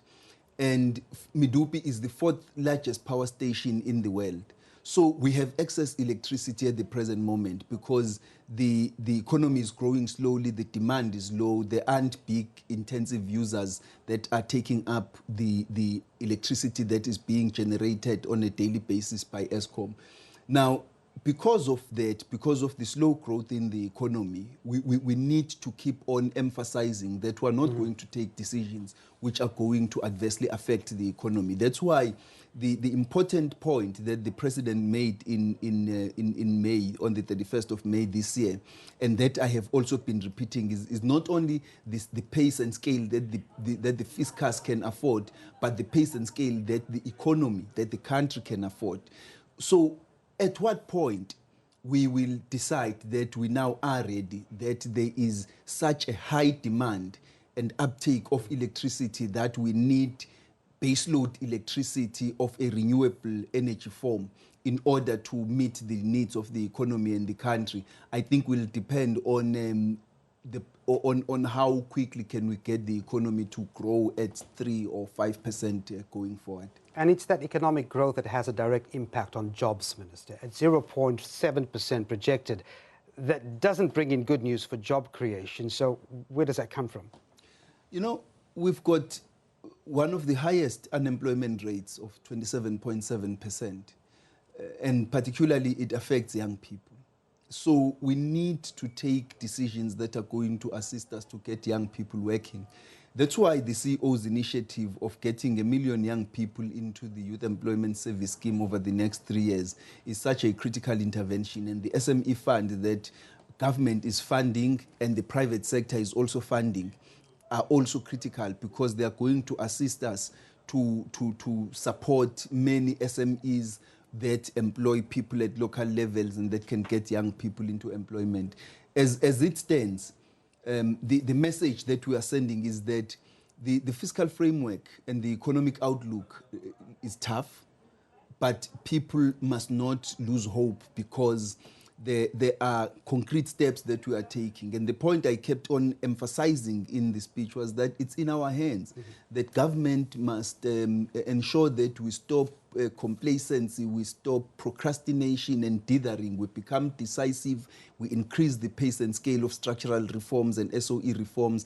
It's the only way to boost business confidence, to get investments going, to then increase consumer confidence and then get the economy shooting up at all levels. Minister Malusi Gigaba, the Finance Minister, thanks very much indeed for talking to us. You're most welcome. All right, let's get more reaction now. Abra Barbia at the steps of Parliament. Devin, I must just let you know that it looks like the students have arrived to the gates of Parliament. I just saw a bunch of them walking past and I did see police vehicles accompanying them. Of course, we will be keeping, there seem to be quite a few police out there. But we will be keeping an eye on that situation as well. Before we go there, let me just speak to my last guest, Mr. Chaisa of the AIC.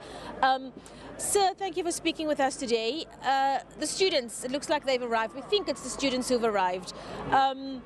They obviously have a very vested interest in what was said today. Yeah. Do you feel that their demands were met? Do you think that they would be satisfied after hearing? I know the Minister said more is going to be said about the students next year, but do you think that the students would be satisfied after today's speech?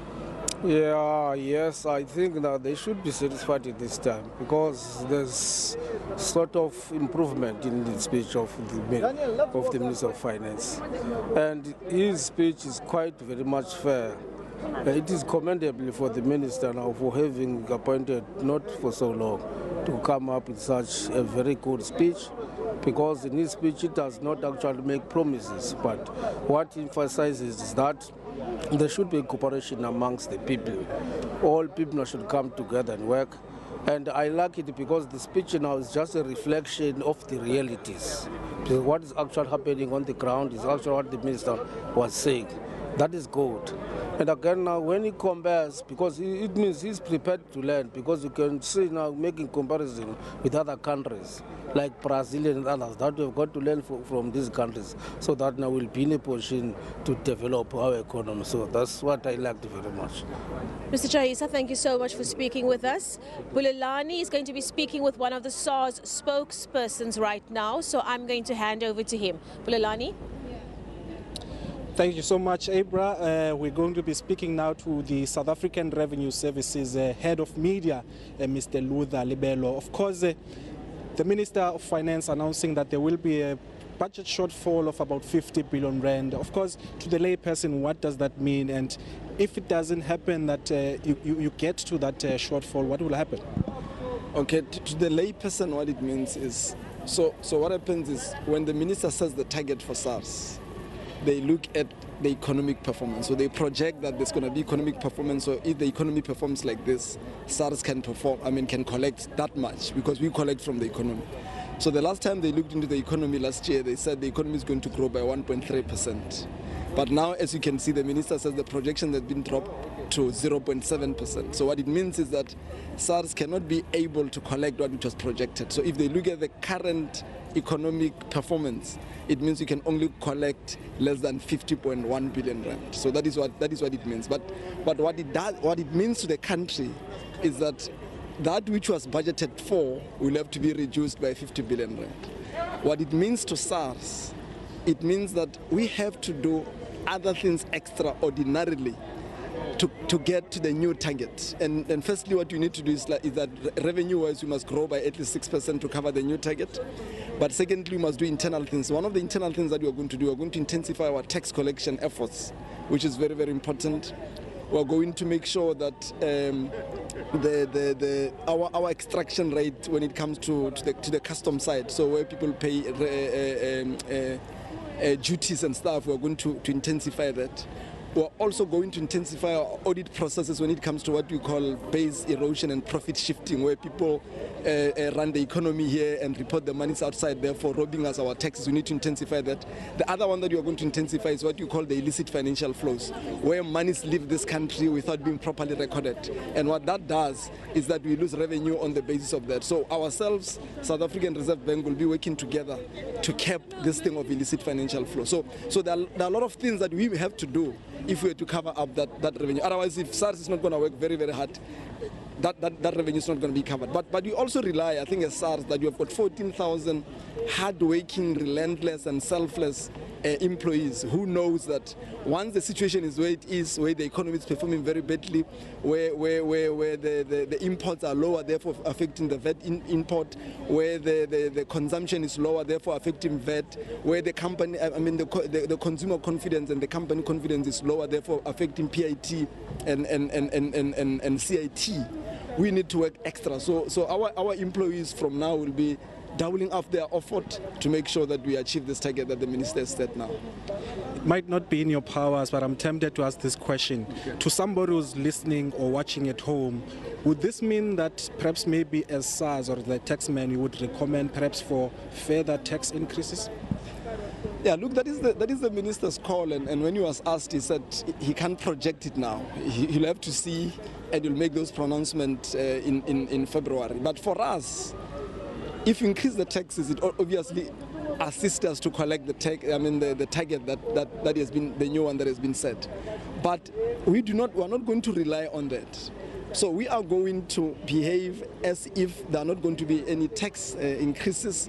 We are going to use the current resources under the very difficult economy to collect the target that is put there. Whether that increases later on or doesn't, we don't want it to affect it, because it's very, very important that South Africans need infrastructure. We need to build more schools, we need to build more clinics, we need to build more police station roads. And for that to be built, SARS has to collect the money. And as SARS, we are aware of that responsibility and we are taking it very seriously.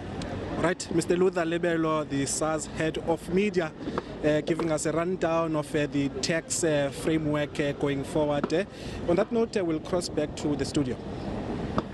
All right, thanks very much indeed. Still at the studio here in Parliament. We've just spoken to the Finance Minister Malusi Gigaba, but let's get some reaction now from both business and Labour on what they thought this medium-term budget statement reflected. Let's start with you, Sizwe Mbele, from Business Leadership South Africa. Ahead of this budget, business was quite firm about what it expected the Finance Minister to do. One of those things was to declare quite unambiguously that the Minister was against corruption, was against state capture, in order to increase his credibility. And I suppose you look for credibility so that investment can take place. Did you get that in the speech? Yeah, thanks very much. I think from the point of business, we're saying perhaps the stage of coming up with good words, it's over. We wanted the minister to come up clearly and state that we need to condemn and root out corruption, specifically because, as we know, that there has been some accusation and allegations that there are some parallel processes within within the Finance Department, Treasury, whereby some of the competencies has actually been resourced. That's number one. But importantly, that the PIC, there's been some allegation whereby that there is some certain families that are hell-bent at raiding the 1.9 trillion. So good words, whereby it says we need to root out corruption, but we need formidable action that are tangible so that business can have confidence on the government itself. Yeah. And of course, the business has always said that you cannot keep on financing the bad habits. Whether you're raising taxes, whether there's an increase in economic activities, you've got to make sure that you remove the inefficiencies that you see in SOEs, so particularly in governance of SOEs. Do you feel you could have done a bit more in that regard? Absolutely, you could have done more. I just think the two things that you should have mentioned, that the whole question of a nuclear program is actually scrapped because we never reached that. Yep. You saw the numbers in terms of the global growth. They are quite impressive. The African growth is even more impressive. The Southern economic growth is more impressive. But for South Africa, we're actually on the opposite side. So we needed more action on that one. Matthew Parks from COSATU, let me bring you in. I mean, Labour has been watching this very, very closely as well. You have some staggering figures here that are quite shocking. Even the minister himself said that we're not in a very, very good situation. Budget deficit increasing from 3.1% to 4.3%. That revenue shortfall is a staggering figure, 50.8 billion. And then, of course, growth, 0.7 forecast from 1.3%. I mean, from where you're standing, you want jobs and you want certainty for the workers. Those figures are not impressive to you. Sure. No, look, first, we're deeply disappointed. This is a missed opportunity. We don't want to focus on the Minister of Finance because this is a government budget statement. But the nation's in a crisis. The government is in a crisis. There's rampant unemployment. Corruption is stripping the state across the board. And all we had in the speech were some nice, soft words. Nothing was new in the speech. There's nothing about how are we going to clean up the SOEs. How are you going to stabilize SAA? How are you going to eradicate the looting in Eskom? There's nothing. There was no targets around job creation. We have 38%, not 27%, but 38% unemployment, if you include people who've given up looking for work, who can work. And until you can deal with unemployment, you won't move forward as a nation. So for us, really, it's a tragedy. It's a shame we've missed the opportunity. There's nothing which gives hope to the nation, this statement. Let me stick with you. One of the phrases used in the budget review here is the fact that the presidential task team now will be considering a range of steps to bring in public finances back onto a sustainable path. This fear that there might be a shift in the control of finances from Treasury to the presidency, is that telling in this document? Look, there's no centre in government anymore. You can see there's no collective in cabinet. You have ministers running all over the show saying contradictory things. Some say let the rand fall, we'll pick it up. Minister of Finance, I think, to give credit to him, has tried to say the right things. But I think we can't expect one Minister of Finance to be a magician when his colleagues are at the center of the problem.